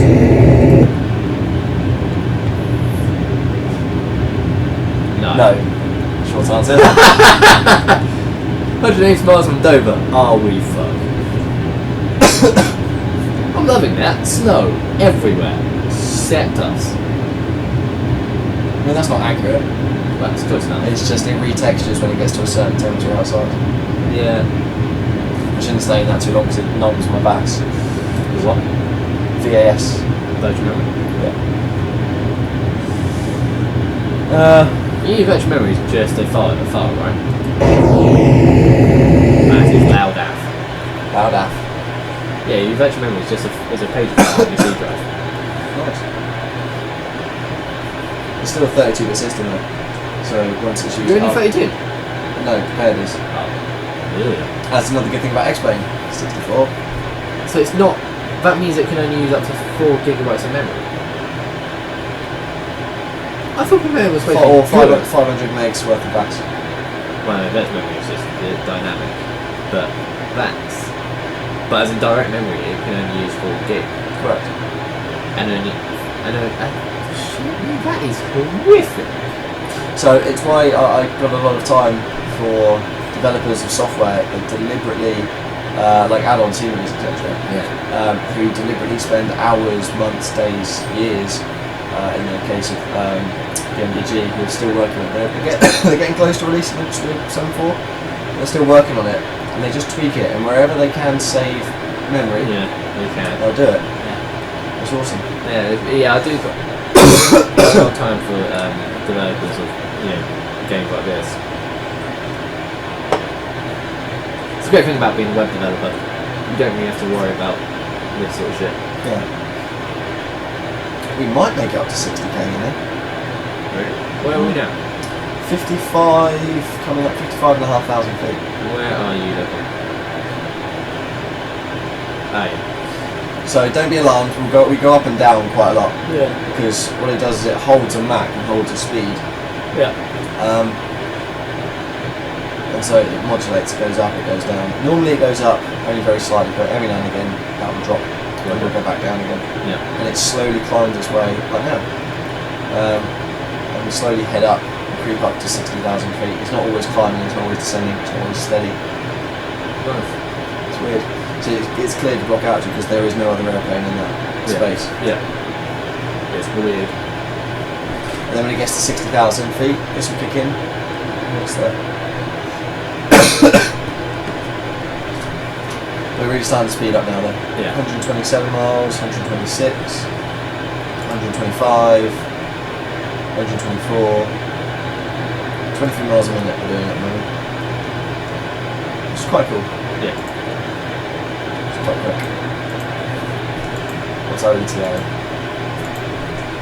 7 minutes to go to checkpoint 4. How many checkpoints are there? Something I should have checked. 7. 7 to Logan. 7 to Logan. In fact, wrong. Yeah, Logan is waypoint 7. Roger. So...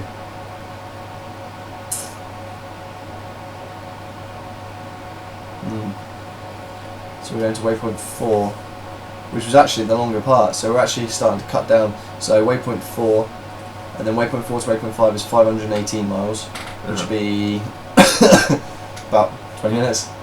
Normally an hour in an aircraft, normal aircraft. And then 160 miles, and then 78 miles. So we've got 5, 6, approximately 800 miles to go. So about 45 minutes we'll be on the ground. Not even that. Not even that. Not bad. I can only apologise for the cough. It annoys me as much as it annoys you. Not a lot of comments in the chat.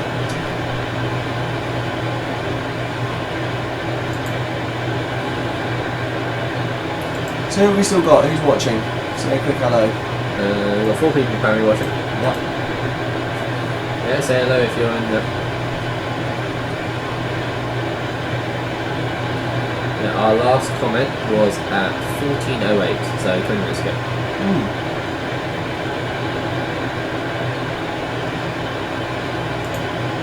Look at that. Extreme health is excellent. Happy with that. You were down in the yellow the other day. Corey's still here. Hi Corey. So what's new, Corey? Have you been on any far-flung exciting holidays? And actually, I want to know how you ended up in St Martin. How did you do it? Did you have to book it through an external thing, or what? How did you work it out? Because we don't just fly there. Huh? Not from the UK. No, there's no flights that go out to St Martin. That's pretty shit. I think you have to fly with Air France, was it? Yeah. I think you flew Air France. KLM. That is honky. Why do you want to fly to France? Because if it's the only place that goes out there, dipshit, then that's the only way you're going to get out there. Yeah, true. Actually, isn't... So St Martin is on what? It's the Caribbean. Yeah, no, but it's the island which has 2 countries on it, isn't Correct. it?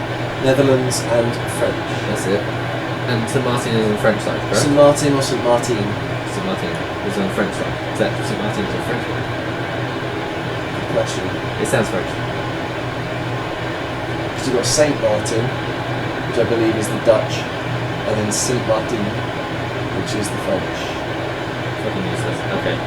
So basically one word. Spelled, yeah. Same country, same island, 2 countries, spelled differently. Is it literally across that little bay bit at the back? Isn't it like a split across there? I think so. So that's why when you have to take off, you have to go around the mountain. Well, that's not why. You go round because there's a mountain in the way. That's nice. That's one thing.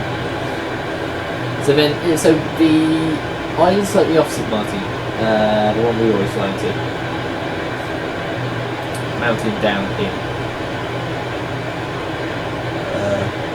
I did my come fly with Scotty.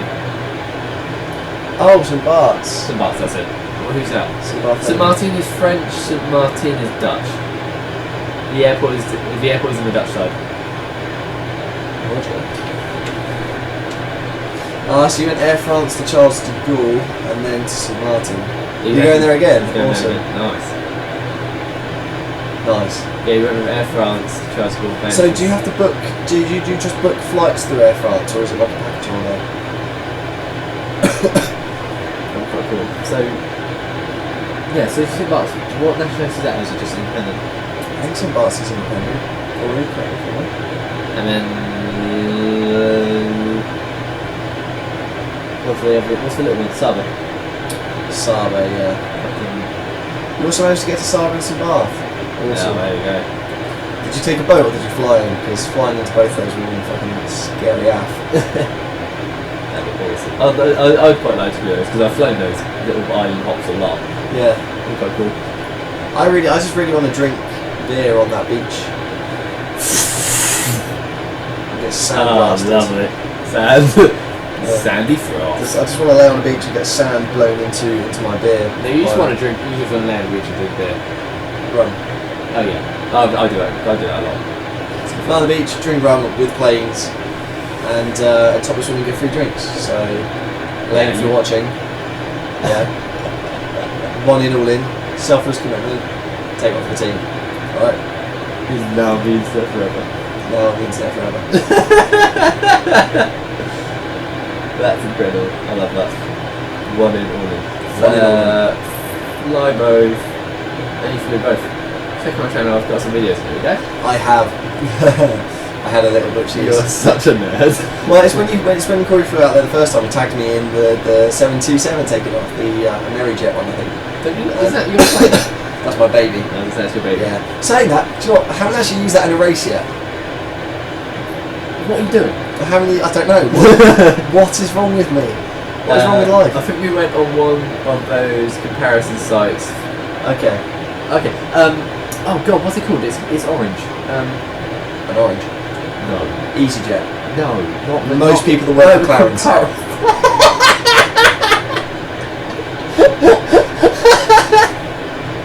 Most people work for Clarence are like that. That's awesome.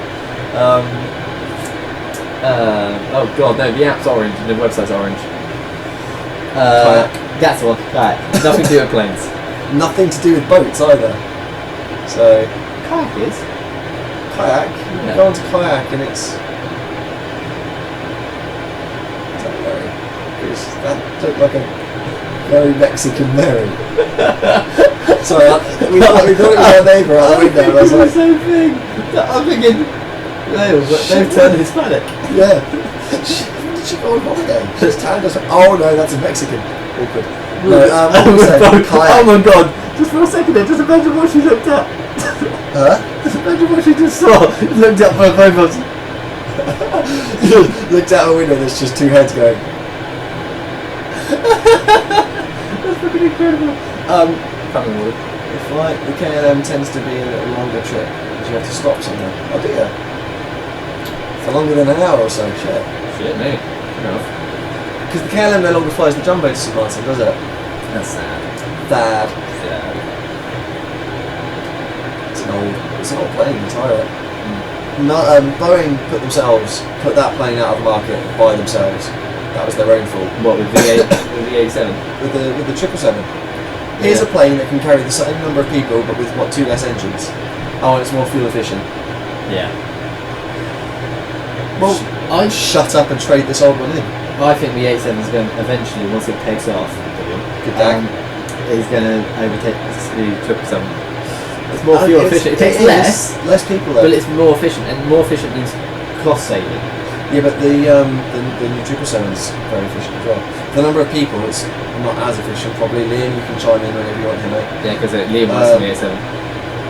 And I just want to say a big thanks to Liam for my copy of the Quality Wings 787. He doesn't know he's given me one yet, but yeah, he is. What? So thank you. Liam has been helping out Quality Wings, I believe, for the 787. They're the guys that are making the flight sim 787 Alan. Nice. And he was telling me about it, and I said, oh yeah, well cheers for a copy. And he didn't come back to me, so I think what I took that as was congratulations on your achievement, plus Merry Christmas.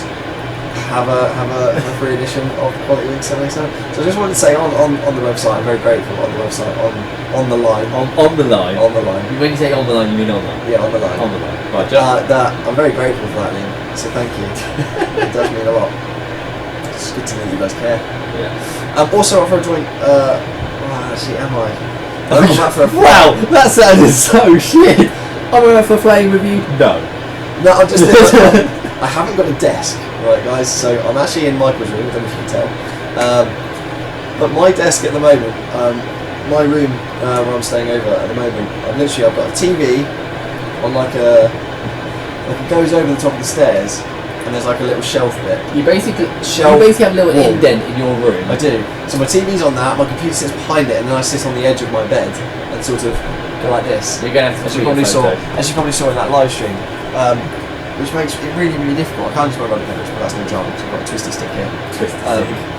Yeah.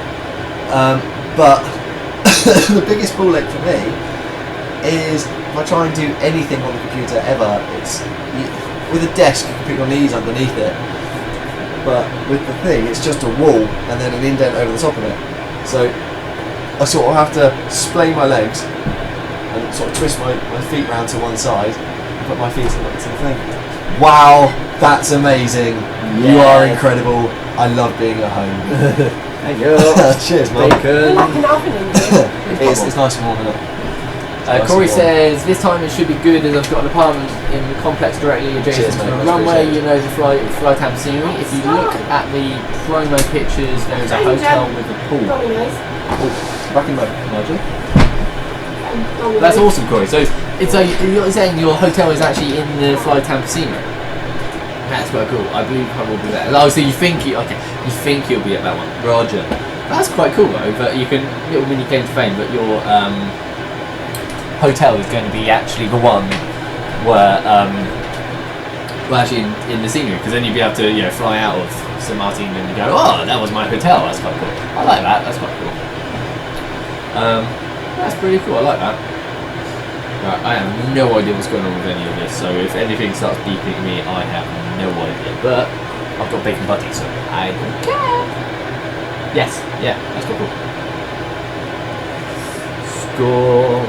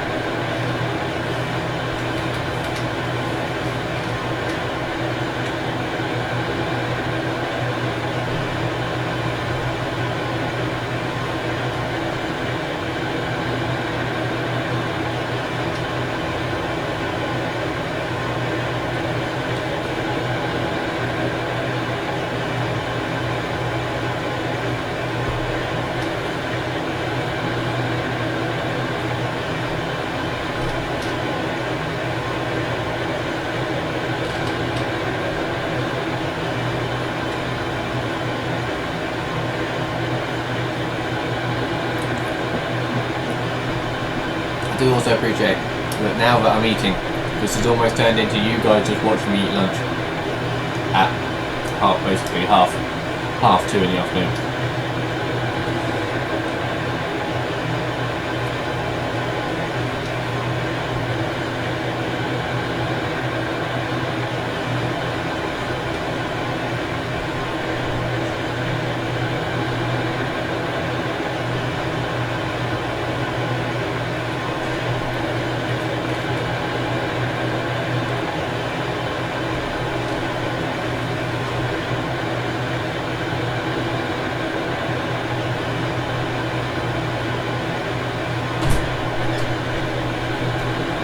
I'll go on air sign later.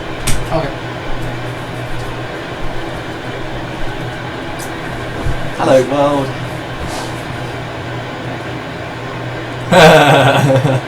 Scotty does a Let's Eat ASMR video. What the hell does ASMR stand for? Basically, it's you watch a video of someone making like tapping noises or like scrunching paper noises and shit. It's kind of like it's a central thing in your head where it just causes you to feel like tingles as if someone's giving you a head massage. Right. Sounds a bit weird. It sounds weird, but I'm one of the people who it does actually affect, and it's actually pretty good. It's really weird. Alright. You have to have headphones on it.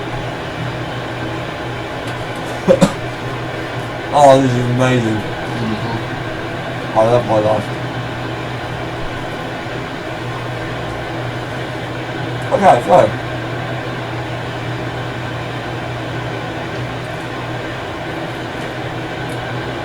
Magic to blame. We are 4.5 minutes from waypoint 5. So actually that's perfect time. By the time we finish this bacon roll and go down to get another drink or whatever, we will be starting the descent process and the deceleration and coming into England and then London Heathrow. So should be on the ground. Yeah, as I said, roughly 3 o'clock. 20 minutes. Hopefully. Might overrun slightly.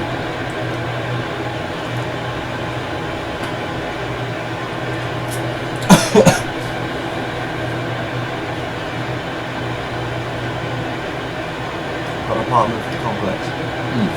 Oh, wicked. I read that when we were at room. So as I was saying to Corey, effectively he's going to be at the apartment complex where you can see him with the scenery. So he'll be able to be flying in flight sim and see. I stayed his there, hotel. kind of. Yeah, which I said that was quite cool. Which I think I can on the Jamaica scenery. Okay.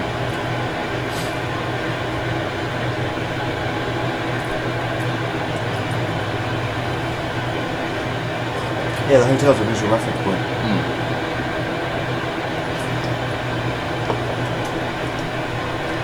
58,400 feet. Yeah, we didn't actually fly in that way when we came when we were in there last. No, we came in that way on the island and then just landed straight on the runway. No, we didn't. No, scratch that. We did a stupid bowl and just caused everyone to go, oh shit, there's the sea. And dropped it in. That's alright.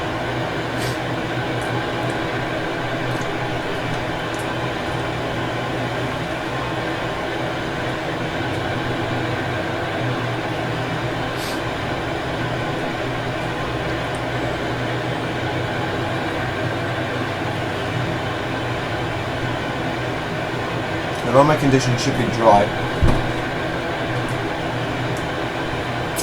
Or dry-ish. It hasn't rained recently today, has it? Has it? It's not going to be soaking wet. I'll put it down as dry. It's alright. It's cloudy, it's windy. So I'll use the ILS to about 100 feet. Is there a setting which is just moist? It's just for calculations. Like how much reverse thrust and speeds and all that good stuff. Doesn't really make much of a difference. I want to use most of the runway anyway. Because I'll be coming off. That's alright, centre of gravity. Flight engineer will square that way. Hopefully. Is that the line there? Yeah, it's getting close to the orange pin. Alright. That meaning you're 2 sides that way? Oh.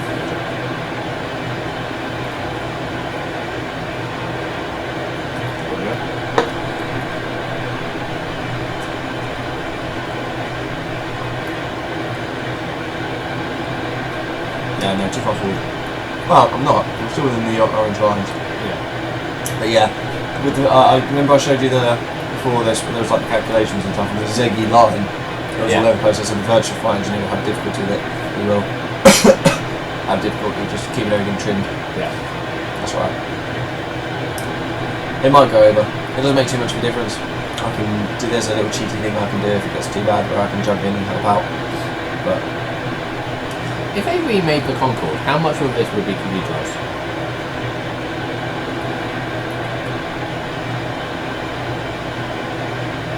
most, you wouldn't have a flight engineer. Also, what is, and also, Corey and such in the comments as well, you can help me on this one, but why aren't checklists an automatic button? As in, like for example, all this, where you follow a set procedural list, apart from when it's as required, because that's kind of user preference, but all the other ones where it's on set and it has to be a certain thing, why isn't there just a button that says pre-start checklist and you press it and it goes tick, tick, tick, tick, tick, tick, done? Because everything that's variable is variable for a reason, but it just needs to be in that position for takeoff or for landing. So if you have a button and you press it and it sets everything the same, or sets everything for takeoff, if there was that one day where actually you needed that on or off. But no, it still have the buttons that have a click, and you go, oh wait, yeah, I need something else, I need that actually to be off, and you can click it manually. For that exact reason, it's just easier to have it in front of you and go, right, we've got that. Because 9 times out of 10 you know what you're doing anyway. You don't go, right, pre-start checklist in the car, key, open, insert, rotate. True. You go through it anyway. All the checklists are for is to make sure that you've done it right. And things like, I mean, this is a bad example because this is analog as fuck. Yeah. But stuff like this with all these buttons, they wouldn't be there. Anti-stall systems, they wouldn't be there. You don't need to have them. they should always be on. Yeah. However, things like the landing lights, they're variable. I said, we won't use them for takeoff today. The switches can't move themselves. That's true. That's also another good one. But surely we've got a way to be able to have an automated switch, which is have like a server in the back. More weight. The added weight of motors to move them with the impact fuel. Yeah. Exactly. Yeah, I get that one. And these switches aren't big. Like the seatbelt sign on an Airbus is tiny, not that big. Literally just. You can't have a system change states without the switch moving. Otherwise, it would cause an accident. Yeah, see, that makes sense.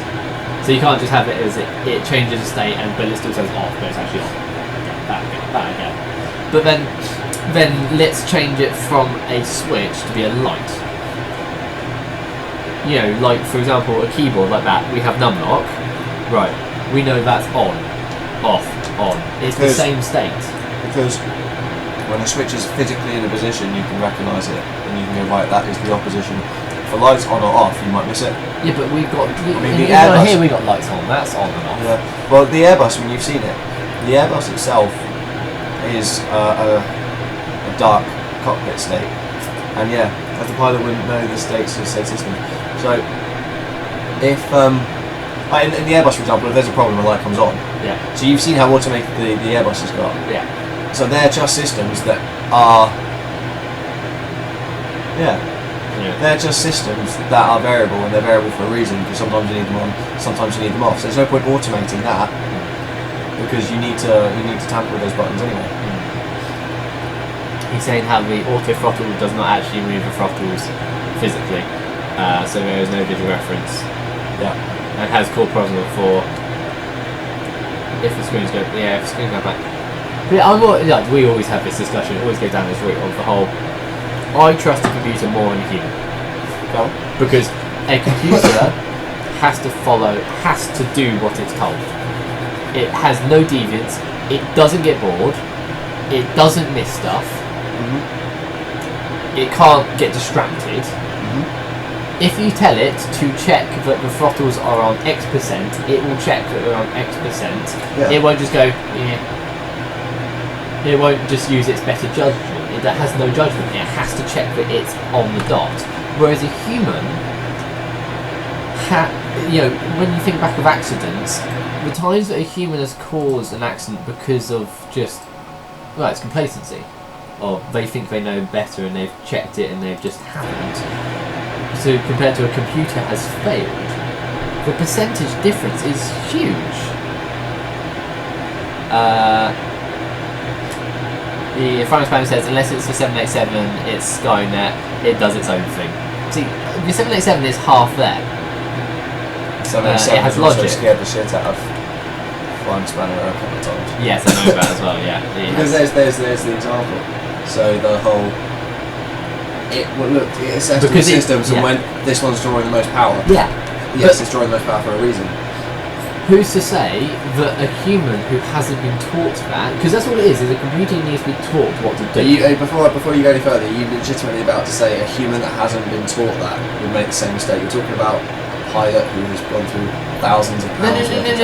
But if a human hasn't been taught, in that scenario, so, for example, in a plane fire, if you haven't gone through training what to do in a plane fire, you would have no fucking idea what to do. No, of course. But you could say the same thing about everything.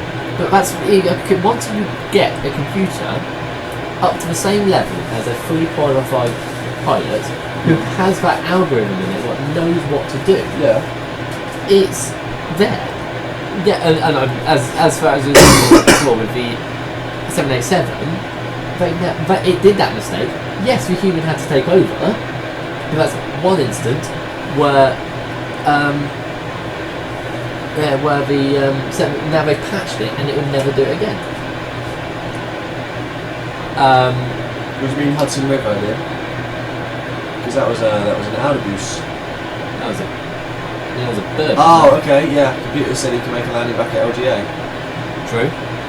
The Guardian. See, that sort of makes sense. So the pilot's judgment said, I won't make it. Plane thought it could. I need to go see that film actually. Yeah. See, I don't know who to do on that. Because surely the plane would be able to judge its systems and know how far it's dropping, how fast it's going. But when the yes, a pilot has its judgment and has the experience behind him to know when and where to call it. when the Qantas A380 blew an engine at whatever altitude it was at, all of the computers and math that was on board told the pilot that he wouldn't be able to safely land it. Right. And it did. Because of the human element. Yeah. That little bit of finesse that would take ages to put into an algorithm. Okay, so then let's take it this way. Rather than having removing the pilot completely, trim them. So you basically have a pilot that isn't a pilot. You have an engineer, for example, Right. sitting up in the cockpit that does nothing. That sounds like an awesome job. Yeah. Well, to be fair, we're going that way. But there's nothing until something goes wrong. And then you have the element to shove it. Because you can't just ever, by law, you're not allowed to have one person up in the flight deck. But that can change. Yeah, the law can change. Yeah, we won't Because of allow... suicide, though. That's why it's there. Because so many people have killed themselves over controls of aeroplanes. If you ever put... The laws won't go, oh, they're not doing it anymore, we'll just put one guy up front. You will always have to have two people there, so that one can knock the other motherfucker out if he tries to crash land the plane to kill himself and all the passengers. You will never have just one person.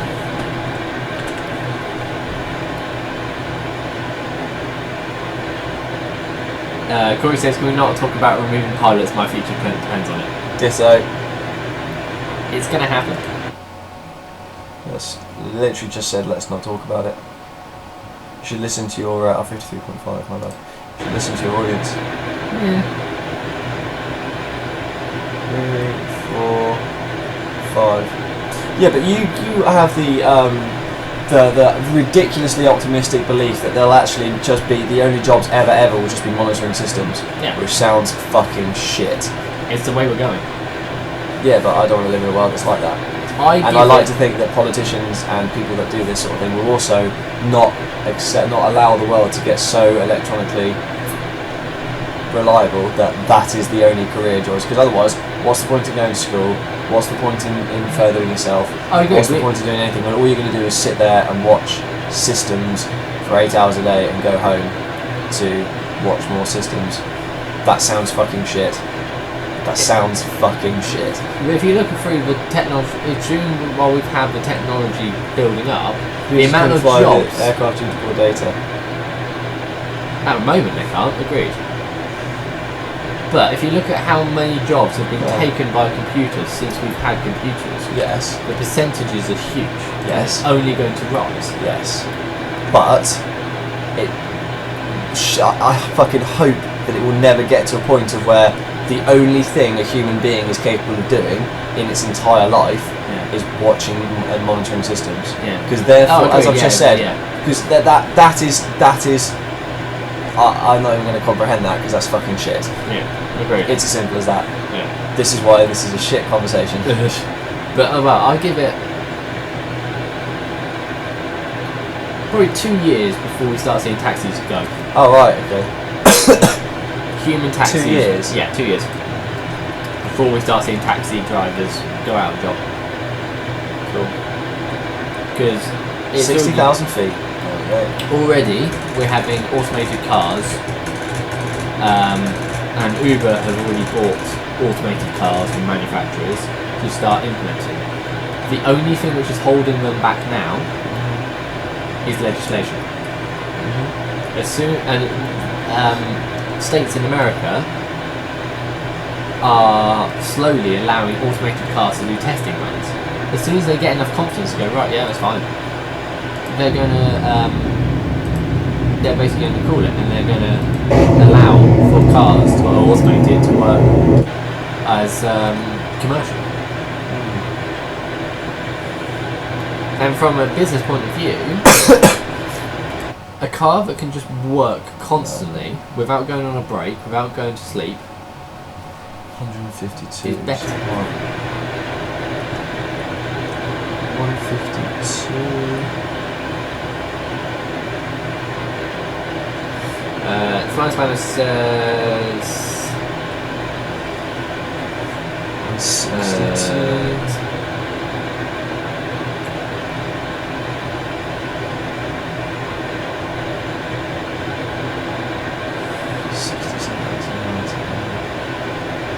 So hand the control back to the pilot, we messed up and crashed the plane. The 787 is more of an Airbus than an Airbus. More automated than anything ever made. I've flown on it, mate. It's really nice. Really nice. Really quiet. Really quiet. Fucking centre of gravity, man. Is it still playing up? Yeah. The flight engineer's struggling, but he would be because the fuel balance was a bit poor. 55, 160, 170. It's about there. Plus 30, plus 65, 75, 85. There. And then I'll just set that to 200. So do they actually do anything, or are they just visual markers? Visual markers, so I know when I'm coming to land, speeds and stuff. Which won't be that long, actually. We're currently over Germany. Are we? Pretty sure it's Germany. Germany's here. Yeah. So this is France here, so we're probably crossing France and kind of the Belgium area. Yeah. Belgium, Netherlands area. Oh, okay. Can't keep switching like that though. It's my fast will go om nom nom. Yeah, welcome to 60,000 feet. There we go. 60,000 feet. The sky's nice and dark. The stars are out. You got this cool layering effect now. Yeah, I like that. That's really dark. Space, dark blue, and it gets progressively lighter all the way down to there. And those planes would be. I wouldn't even see them to go. Probably just see contrails. Ah, that looks promising.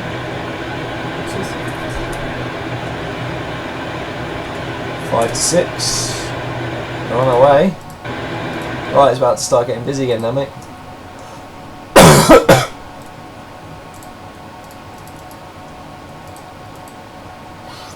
Yep. We're going to go down. Alright. You ready? We'll have the descent checklist, please. Descending altitude is set. ASI bugs are set. Altimeters. Altimeters, we don't need to worry about just yet. Radio altimeters. Yeah. We're at the deceleration point now. Warning and landing display. Yeah, checked. Throttles. Do I press F2 now, do I? F6. Shift F6. Oh yeah, press F2. Okay, cool. Yeah. Right, stand by. And yeah. Virtual engineers bringing them back.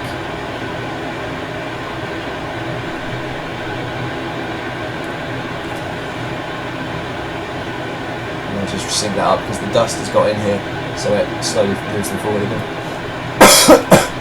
So we're going to slow down now, 300, and we'll go to 350 knots. And when I hit 360, I hit altitude acquire, and then when I get to 350, I hit IAS hold, and the plane will go. Whoop. We've done throttles 18. Yeah, check that's 18. done. 10, 11. So this is the at Mach 1.5.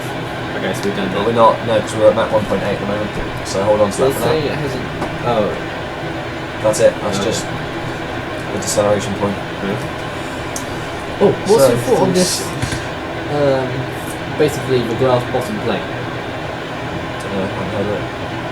Basically, they're going to put LCD. Well, we're going to put like screens in the underneath the floor, which basically mirror what's happening underneath the plane. All right. And so we like kind of cameras or whatever underneath the plane, and so so basically it looks like you're walking on nothing. To me, I think that's a ridiculously stupid idea, I agree. because it's basically, oh, I am walking on nothing. That's how high I am. Yeah. I And don't you think it'll be well. no. Right. Can you bring up those approach shots for me, please? Sure. The chinwag time is coming to an end, mate. It's busy now.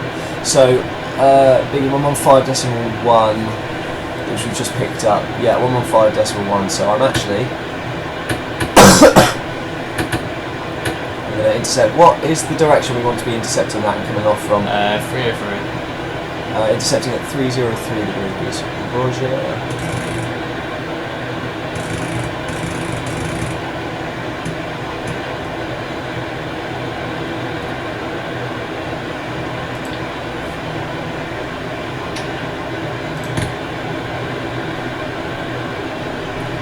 Cool.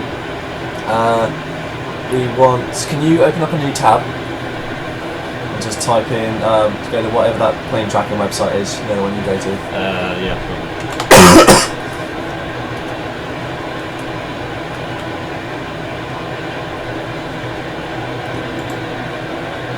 Yep. Just go to Heathrow and check what they landing on is. Just see if it's changed. How can you tell? By waiting and seeing which direction the plane's coming in from. Coming in from right to left. Yeah. Okay, yeah. 26 left we're going to be landing on then. Okay, so close that and go back to the charts. So it is that one. So we want to be 275 degrees. So I'll actually write that in now. 275. Cool. Caught that. Happy days. 53,000 feet. Drop the throttle back even more. Okay, what's the altitude?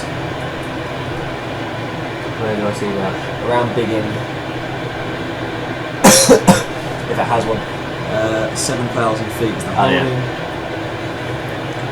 Guided. Yeah, that's alright. We're looking okay. Worst case scenario is we'll just go into a holding pattern there. Yeah.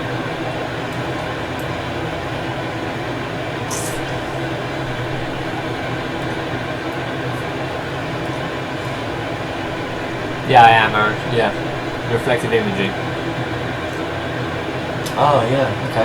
I hadn't heard about this, to be honest, mate. And basically, they can put anything they want onto it. So it could be the example I gave is you can see the ground beneath you, which I think is stupid. But they can basically put That'd be anything quite they cool want. for landing when you're in your seats. Yeah, agreed. But unless because the danger to that is once upon a time you I can't remember what airline it was, but they used to have the takeoff on big screens in front of them. Yeah. And there was this one particular one where, as usual, they were recording the takeoff and they actually crashed. So the passengers saw their fate coming towards them because it plowed into a. That's perfect. So they stopped doing that because they could see what the pilots could see, and what the pilots could see was a rather large hangar that they were accelerating towards. Yeah, that's pretty bad. That'd be horrible. Yeah. Takeoff would be horrific on the reflected screen, so. Oh look, there's the ground running there. Oh my god. I'm going to be sick. Yeah, Yeah, that would be horrible. oh, poo screaming.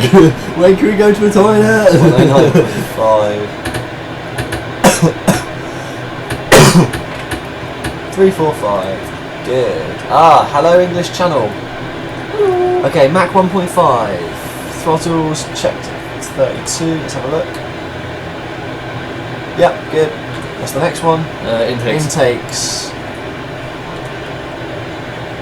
Yeah, they're closing. They are closed. Another good way of finding out is, yeah, there you go. You can see how the doors are open now. You can see all in. Yeah. So that's that. Throttles? Approaching Mach 1. Throttles as required. Yeah, they are as required at the moment. We're getting close to Mach 1. Static heaters. Oh, I should have turned those off. Oops. I'll leave them on now. Damage is done. Yep. Transparency de-ice demist. Yep, that's all set and on. Throttle master switch. Ah, yep. Okay, switching those over now to main.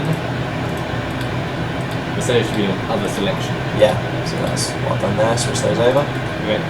Deceleration and descent checklist complete. Good, thank you. 40,000. I'm going to slowly. I'm going to turn these intakes. Turn the engines basically off right away now. 250 knots is in there. Punch those in, and we'll get it to acquire 250 knots. We're going to drop out the sky quite heavily now.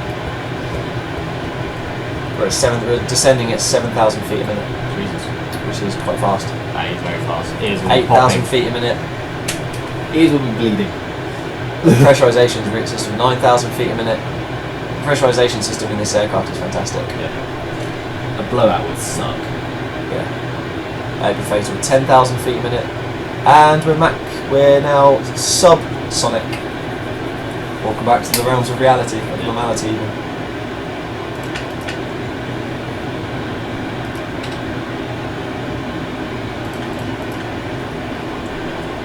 Actually, no, I will keep that going because 121 miles to go. I do want to be at 26,000 feet. A little bit of turbulence. Do you think we'll ever see anything like Concorde again? I don't know. 300 knots. No, mate, I'm not sure. If I'm honest. I don't know. It'd be nice. Because, I mean, London to New York in 3 or just over 3 hours flight time isn't bad, is it? Yeah. London to St Martin in that flight was going to take me 3 hours 45 minutes flight time. Wow. Yeah. Whereas normally that'd take 9 to 10 hours, something like that. Yeah. Oh, we had another delivery. Amazeballs, thank you very much. Ooh. Is this icing? No, don't worry. Have a load as well to Christmas Day on for. Cheers, mate. Sure. Cheers, Mum. Weeks ago. Altitude alert, 1,000 to go.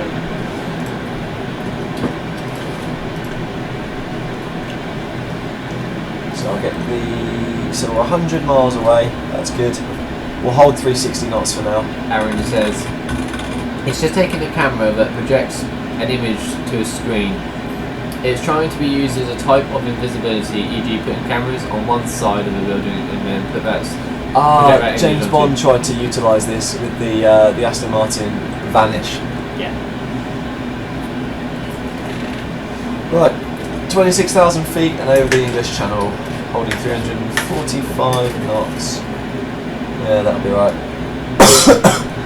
This is our subsonic stage now. So let's go over this approach. So we're going to pass Biggin Hill 9 miles later on the bearing of 275. So 9 miles after passing Biggin Hill, we're going to make a right turn and descend at or above 6,000 feet.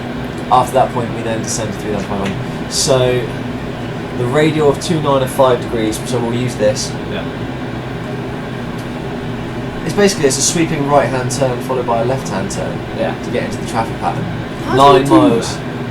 It's a right turn, and then when you get to a certain bearing, Yeah. you know to straighten out. Roger. And then when you get to the next bearing, that's your left turn. Okay. So we're not overflying Reading.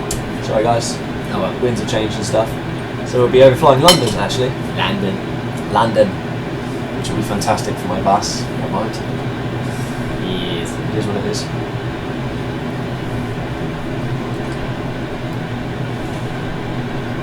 I need to use my computer as a stream machine more. It's brilliant. A stream machine. Yeah. That's what you call it. Those are professional streamers. Yeah, we basically have a dedicated computer where all we do is stream from, and then they use their other computer to do the gaming on, so at least then their stream's not affected by speed and stuff. Fantastic. Alright, so can you scroll down a bit more on those charts please? Sure. We just want to see the landing one for runway 27 left, 26 left. Scrolly, more yet, more yet, more yet. Keep going. More yet. Keep going, keep going, keep going. I'll tell you when to stop. Keep going. Keep going, keep going, keep going, keep going. Still. Scroll down. Oh yeah. Still. No, still means yeah, cool. Yeah, still.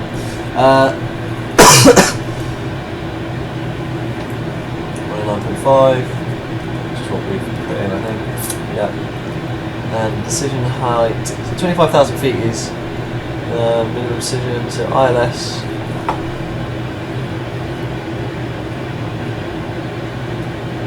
Decision height is 200 feet. Cool.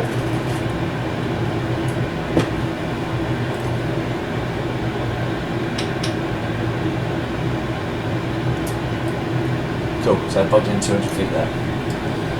Speeds are set.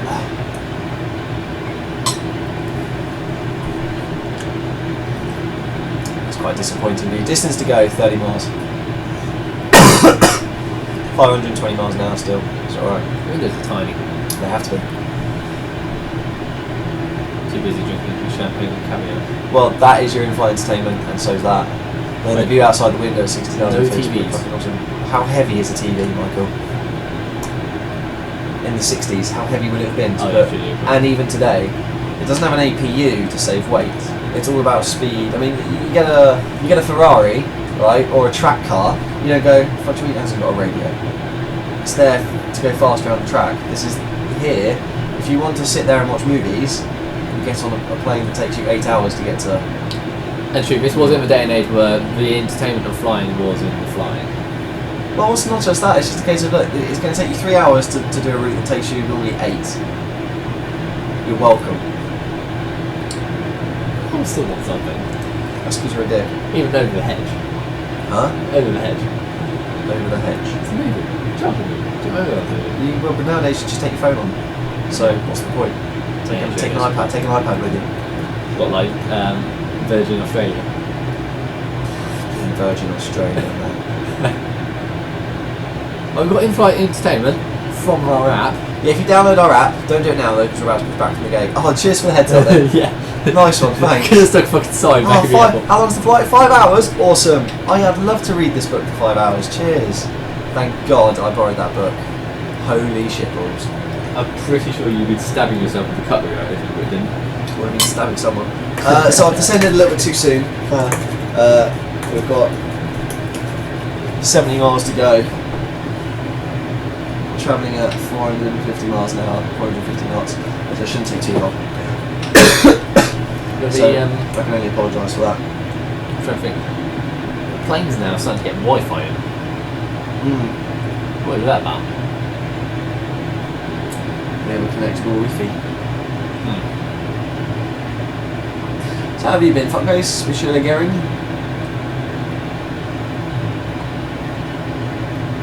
What's new with you?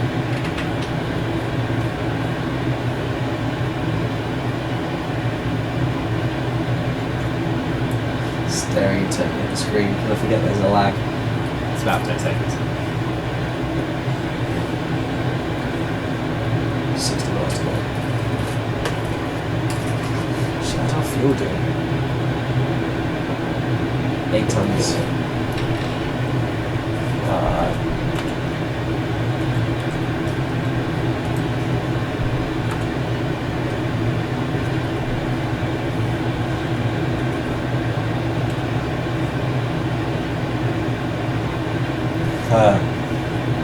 Okay. Tanks 1 and 2. Okay, tank. I should be landing with 9 tons of fuel on board. I should be landing with 9 tons of fuel on board. The fact that I've got 8 and I've still got 100 miles to fly means this is going to be cutting it quite close. If we run out, just add some more. No, it doesn't work in this. You can't just add more.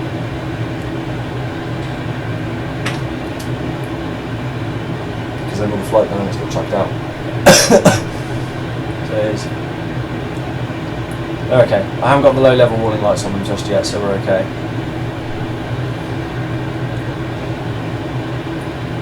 Tanks 1 and 4, approximately 1600, approximately a ton, and then about 2 tons. Yeah. So that just is a bunch of buttons for you, isn't it? Yeah, it did make no sense. That should alleviate it better. So there you go. So tanks 1 and 4, tanks 2 and 3. Oh yeah, maybe it's really through. And then tank 11 at the back has a ton in it, ton and a half. Now it doesn't. Now it does. How much has it got? Oh, it's got just over a ton. Okay. No, but we should be all right. It would just be quite close. Standard ops. Just eating. At least we're over England now, though. True. Hello, UK. So what routes did the Concorde do? Initially, it applied. Well, initially it used to fly to Singapore, stopping off in Bahrain, I want to say. So it stopped off with fuel in Bahrain and flew to Singapore and then back. And then it literally just ran the Heathrow to John F. Kennedy, or Charles de Gaulle, Paris to John F. Kennedy. That was its route. Yeah. That was its route. That's all it did. That's what it did. Because the trouble was, is with the sonic boom, we didn't really realise caused so much issue when it was being designed and when it was sold. Yeah. That instantly removed flying over land. Yeah. So when you're on an island, awesome, but you can fly. We couldn't do this route. No, you couldn't do this route. Well, I could subsonically. Ah shit. Yeah.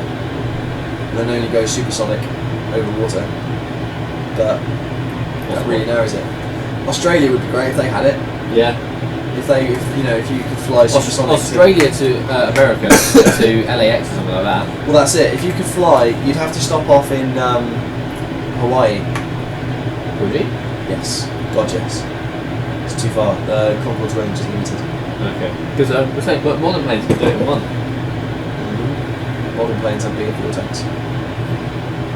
But yeah, no, Concorde will stop off at. I tried flying it actually. It's Honolulu to Sydney, I think I went, and that was literally like I carried 4 people and filled the fuel tanks right up. Took off at the perfect time when the temperature was nice and cold. Well, it was just the right temperature. Yes, thank you. When the temperature was just right, and all those kind of factors were perfect, so that I could get airborne with minimal fuel spend. That was a ball ache. But I got there. So what I did is I actually flew to Pago Pago. So I flew Sydney, because I was going around the world, so I flew San Fran to Honolulu, Honolulu to Pago Pago, and then Pago Pago to Sydney. Yeah. And then I flew Sydney to Hong Kong.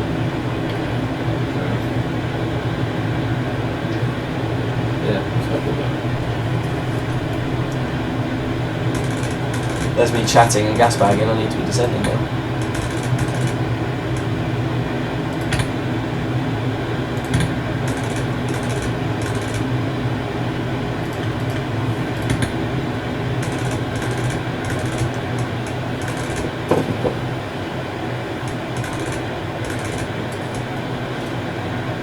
drop out of the sky now.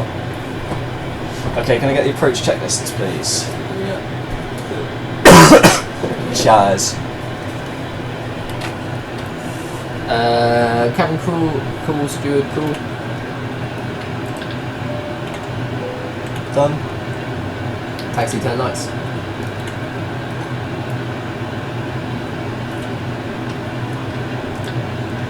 On. Radio instrument switch. Set to radio. Seatbelt zone. Seatbelts are on. Entry control schedule. It's like control shift 2, is it? Is on approach. Brake fans. Off. Cross bleed valves. Hmm? Cross feed valves. Shut. SSD. Yeah. I don't really know what that does. But Shift 7. Yeah. Yeah. That's set. Whatever it is. Batteries DC split. Set. Checked. Fuel weight center gravity. Fuel and weight is close to the centre of gravity, and we're getting low on fuel, but otherwise we're okay. Side bugs. Side bugs are checked. Visor nose. We will keep those up for the time being. Altimeters. Good one.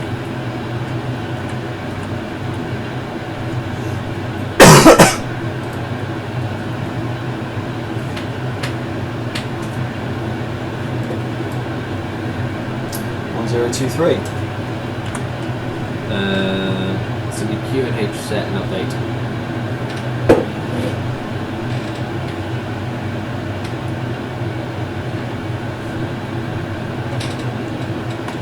.023 set.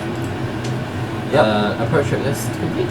Good. So that's the approach checklist complete. The nose and visor still up. Happy with that. Okay. So can you go back up to the so I cross and it's 9 miles, isn't it? Yeah. Descending down to 7,000. 6, I forgot. Is it 6? Roger. Oh yeah, because you make the second turn at or above 6,000 feet in it, and then we drop down to 3.5. So There it is. 6,000. So 6,000 down to 3.5, and then down to 3, 2, 2, 2. Okay. Yeah, so 3,000 feet, but by then the ILS should have kicked in.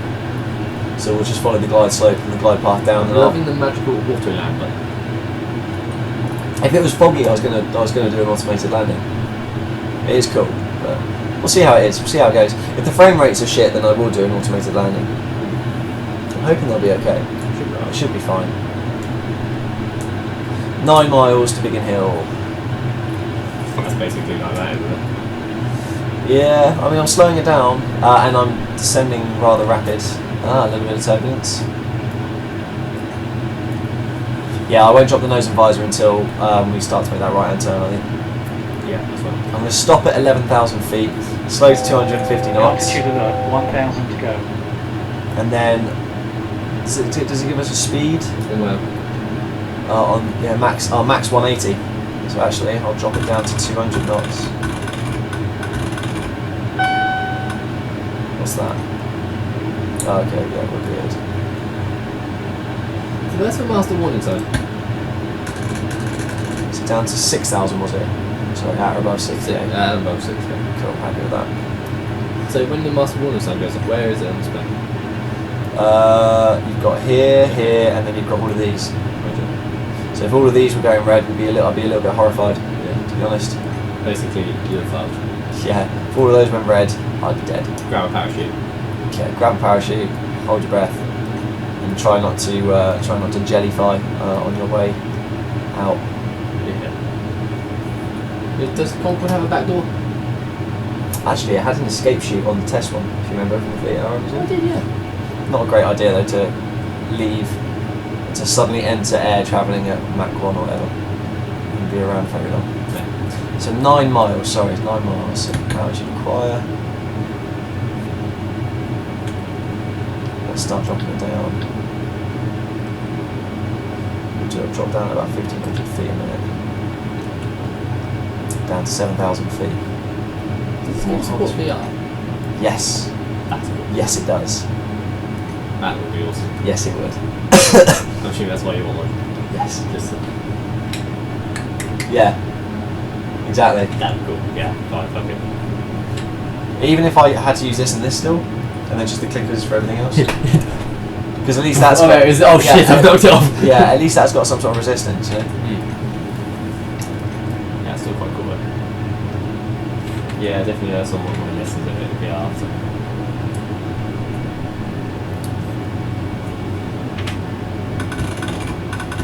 Let's go to 220. That was both the speed. Yeah. The auto throttle was pretty good on Concorde, actually.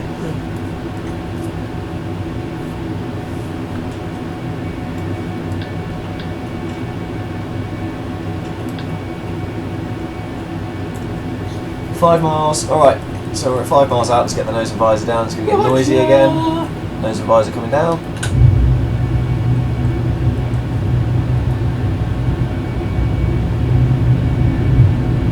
And the nose. And 5 degrees apparently.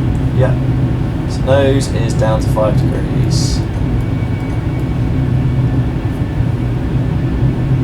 So what heading am I turning to? Heading slow right hand turn to 275.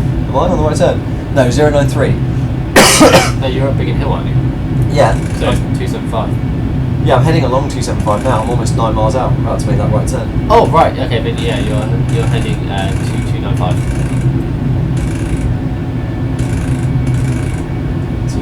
Yeah, 0.5 degrees. Great.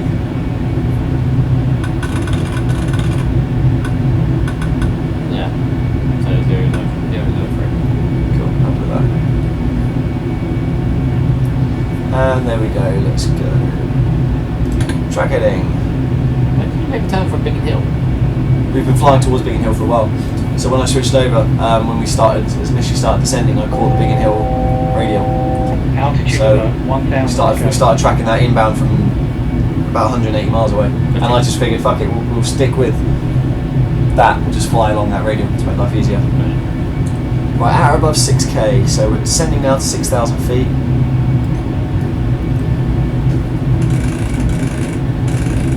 And we're rotating around to 093 degrees.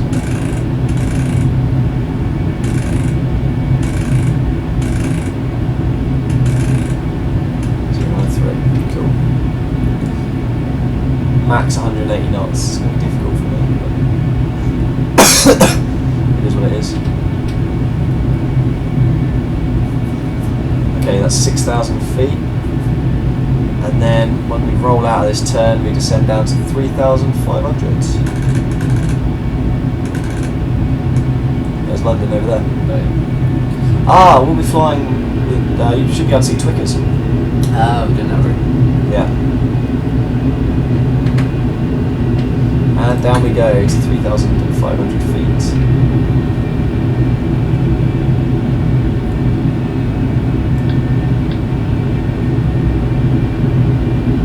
At 1,500 feet per minute. And we now start a left-hand turn.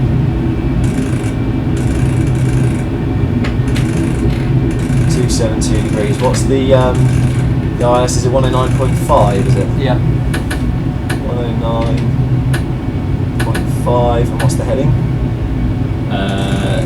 272. 272, is it? Yeah, actually scroll down now, mate. Scroll down to the other one.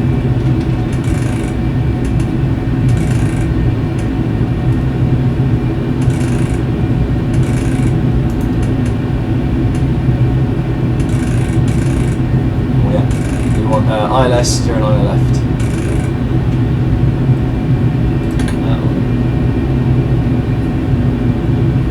Yeah.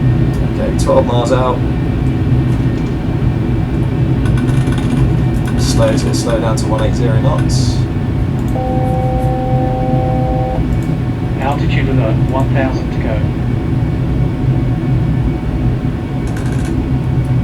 Coming down to 3,000 feet. Which one do I want? Oh, they're both the same. Both the same. Yeah, one on the left's good. Right. Altitude alert, 1,000 to go. Good. Okay, so we've caught the ILS.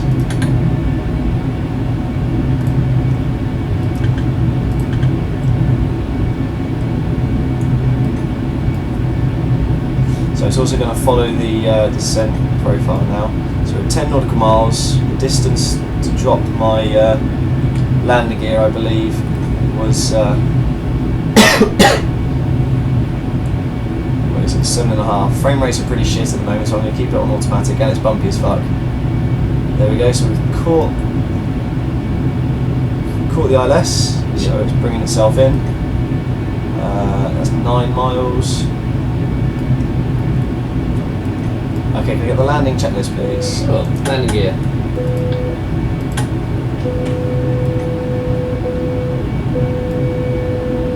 Sorry, landing gear's coming down now.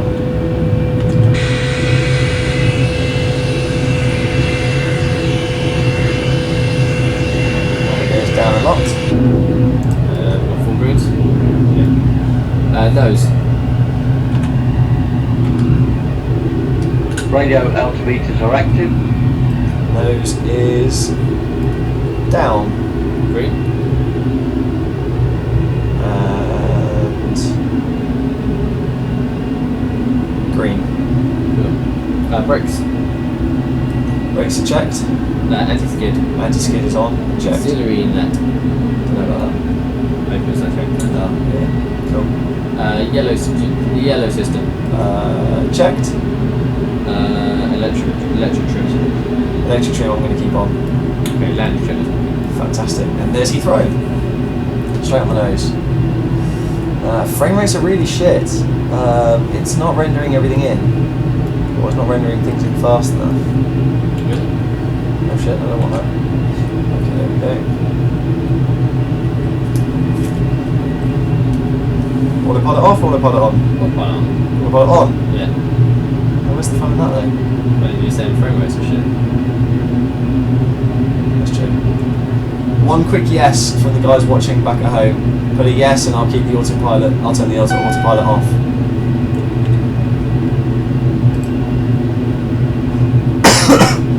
How long have I got? About 10 seconds.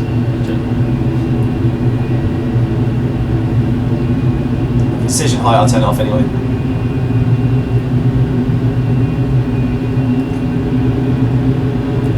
Check it out. Nothing yet. Keep it on for now. 1,000 feet radio. 1,000 feet.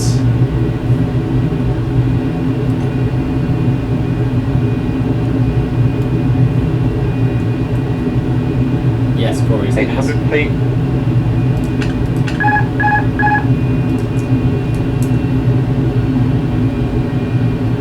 Yep, my airplane. Whatever. I have Holy shitballs, it's bumpy. 500 feet. Is it windy? Stable. Yeah, it's really fucking bumpy. 400 feet.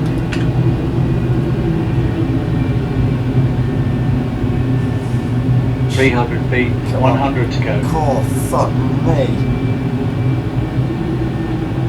200 feet. Decide. Landing.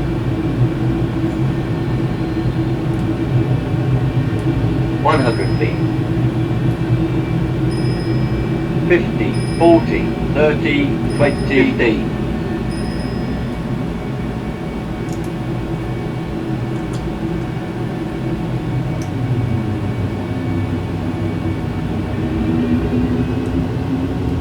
$100 knots. 75 knots.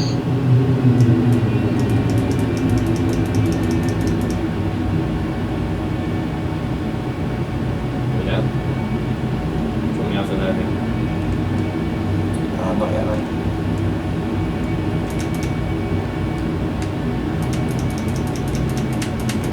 $50, 40,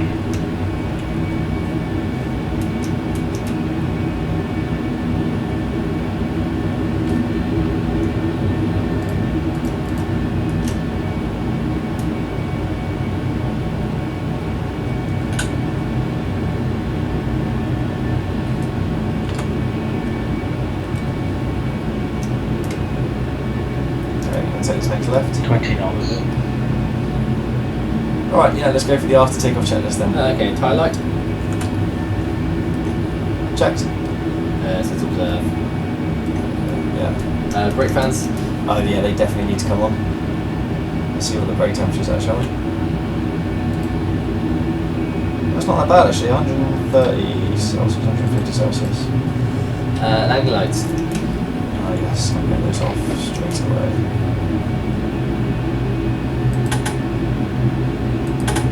You're off? Master warning. Really cool. Checked. Should say inhibit.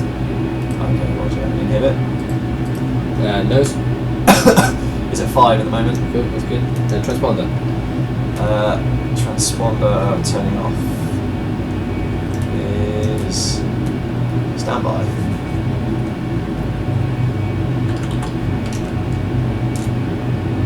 Yep, so standby. Flight directives. Sorry, 2 seconds. I got a message a second ago saying fuel. Sorry, we're doing flight directives. Yep. You know what, I'm going to keep those on for a second because they impact my hydraulics. Roger. If I turn those off. Flight control inverters. Or the same thing. Actually, hold the checklist there for a sec, mate. What I will do is I'm going to turn off engines 1 and 4.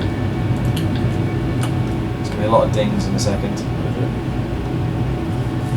Also turn these down to low. Here they come. The infernal beeping. What's this? There we go.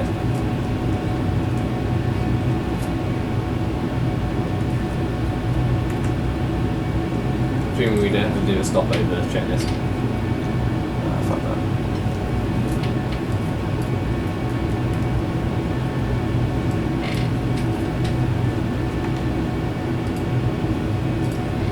That's not bad.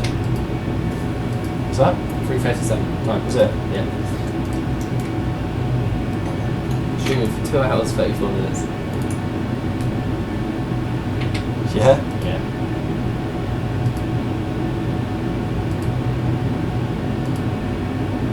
That's the gate sorted. Yeah, flight time 1 hour 47. It would have been 1 hour, well, said an hour and 45 minutes gate to gate. It would have been 1 hour 30, but I descended too eagerly. Yeah, that is what it is.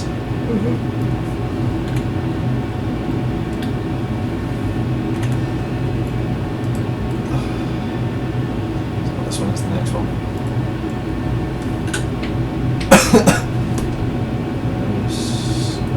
Keep that down for now. Do do do do do do do do do.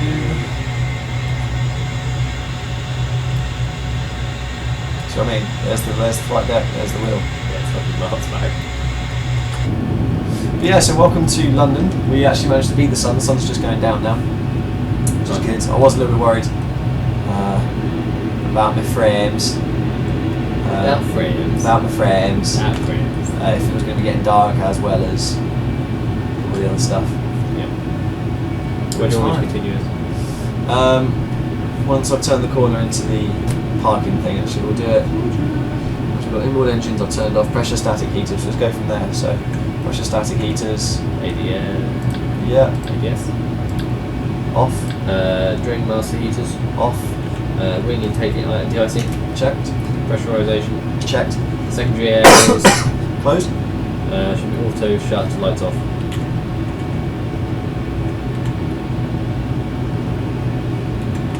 Let's go with yes.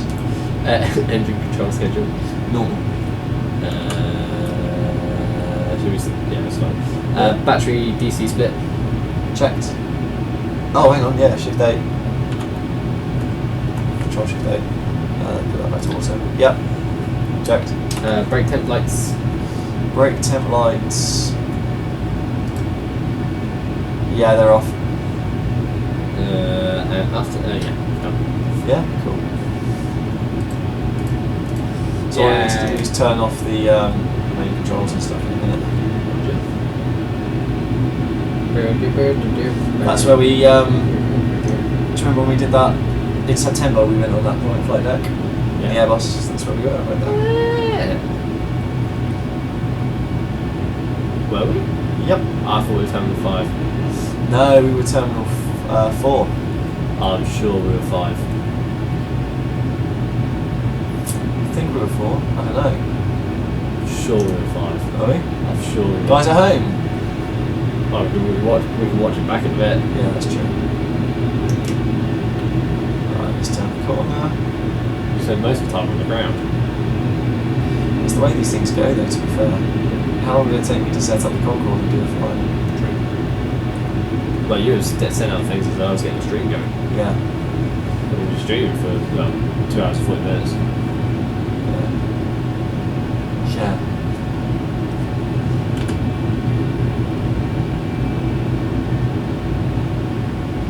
Alright, so what was the first part of that? It was takeoff, it was anti-stall systems off. Flight directors. Off. And then flight control inverters.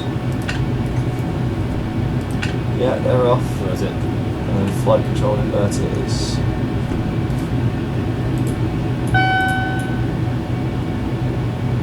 Let's put those on that onto mechanical. Which means that my steering is going to be slow as fuck. Sorry, it is. Yes. It's supposed to be inhibited. They're dinging. Obviously, he doesn't understand what it means. No. And 421 is just the other side of this United 767 over here. There it is. Right in the corner. Hello, London. Just in time for Christmas. So Flying home for Christmas. Why did we not do that? I don't know. I'm flying home for Christmas. I can't wait to see their faces. My 1,000 memories. It's just the same. Don't I give him a lisp? Christmas. Christmas. Oh, guys. Merry Christmas. Please don't. Just don't speak to him. Oh, Christmas. That's what it is, is that language? Right. It is. Good. Christmas. Good. Oh, not quite bang on, but close enough. Okie dokie, let's focus on that parking meter thingy. They didn't have that in the 60s. No, but That when little guy. when Concorde was still flying, we had that. Good, doesn't seem to be working. I was going to say, nothing's changing. Except for the frame rates. Except for frame rates dropping through the arse.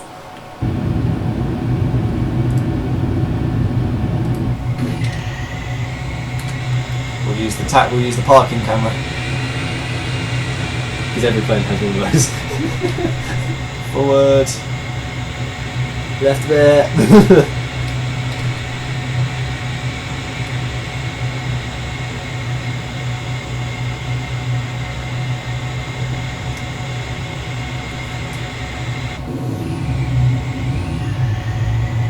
Plane, bash the plane.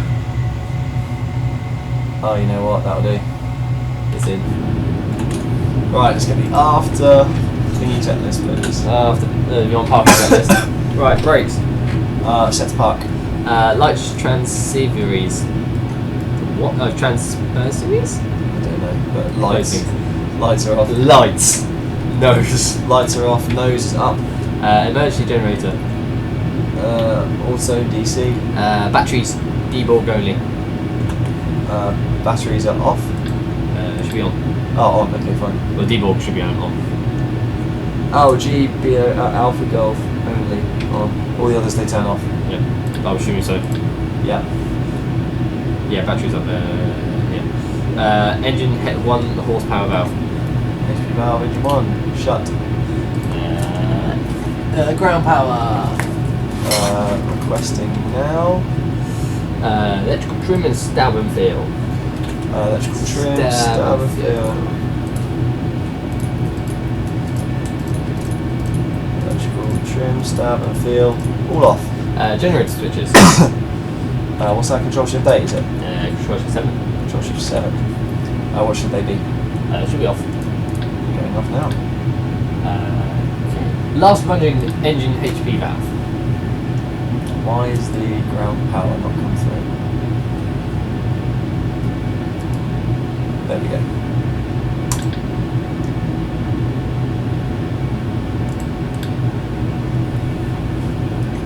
Last end, last power, HP valve. Off. Throttle masters.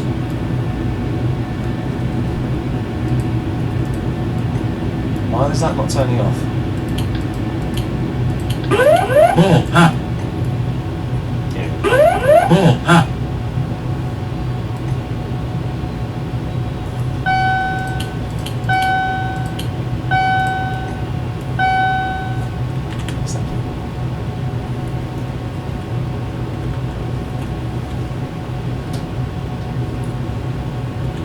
Sorry mate, so what was that last one? Throttle masters. Throttle masters are off. Drain master heater. Drain master heater. Don't know, what should it be? Checks the set. I checked it then, yeah, it's fine. They're still there. It's still there. Anti-collision lights. Anti-collision light off. Fast and C-bus sign. Off. Engine anti-icing. Is checked. Flight deck door.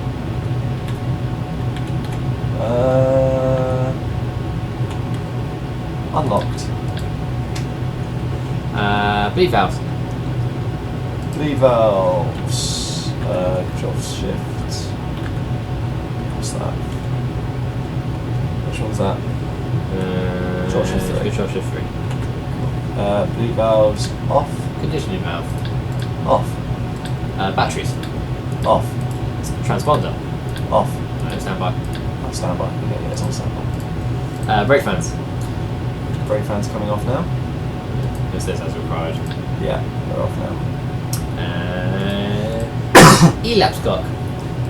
Timer stopped. 1 hour 47 minutes. Parking checklist.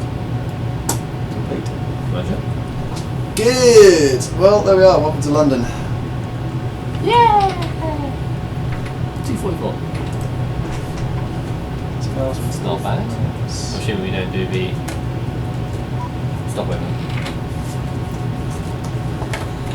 I'm assuming stopover is if we're going to be continuing. Yeah, basically. Right. Awesome. I can close this now, can't I? Yeah, Charles. yeah, that's fine. Right. Okay. Is it low cargo, rear right? I think it's that. What one you open for? People. Oh no, not that one. People in the back of a plane going, "Oh my god, what have you done?" Low cargo.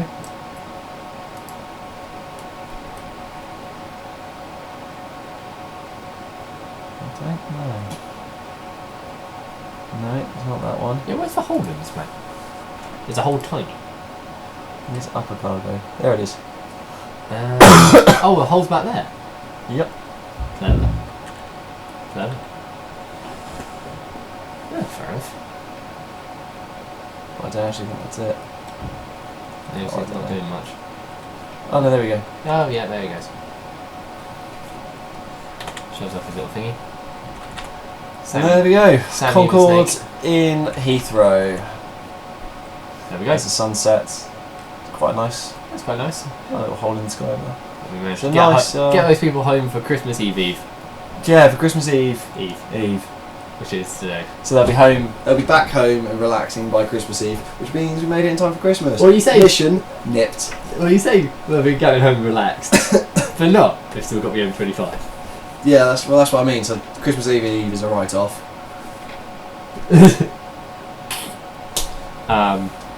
Yeah. Welcome to London. You'll be pulling your hair up before you know it. Yeah. Just got to get through security. And the people That's the thing, isn't it? You land, you're like, oh, we're here. No, we're not. No, we're not. No, we're not. Oh, we're landing in No. Gatwick. We're here. No. You still got another 2 hours of trains and waiting for that bullshit back to Reading. Waiting for the guy behind the checkout who literally hates his own life to look at your 4-year-old passport and go, Yes, that is you. You're not going to kill anyone. Yeah. Yes. Genuine job. Right. Should we call it there? Yeah, let's call it there. I enjoyed that. Thanks, Brisky. No, that's fine. I enjoyed that too. It was good fun. I hope you guys all enjoyed it at home. I know we've been fluctuating throughout the time, so a kind of a sign off from this is kind of weird because I know people kind of come in and go, and so you guys probably, one person in the 4 people are still watching. probably only joined us about 5 minutes ago, so I'm going, oh, okay. Yeah. Just skip back a bit. There's a timeline along the bottom. Skip it along, and with this video will be coming out as an archive later on today. You can catch it either on here on our YouTube channel, Blue Coconut Family, or you can catch it on our website, bluecoconutfamily.co.uk. Also, check out any of our other content. We did a stream back in September, very similar thing, except for in the A320. Correct. Yeah, we went to Liverpool. We did. And it was good fun. We did a stream back then. You've done a couple of bits and pieces in Concorde. We've also got our Planes, Trains and Automobiles series. Give that a watch. Give that a watch, a good fun. Also soon to be completely rebranding in 2017 to something. Details of that are in our last live stream. Yes, so catch that out and you can find out more about that. Yeah, I can't think of it. If you enjoy gaming in Minecraft, I've got tons of stuff. We've also got City Skylines coming out as our big thing currently. So we've got City Skylines coming out. I'm going to be doing a Let's Play of that coming out very soon. So it'll be very good fun. But yeah, if you enjoyed it, hit that subscribe button, hit the like, and I'll see you guys all on the next video. So from myself, Scotty, and also Benny Chaz, we wish you a very good day. Also a very Merry Christmas. And we'll see you probably just after Christmas. If not, we'll see you in the New Year. Have a good one. See you guys.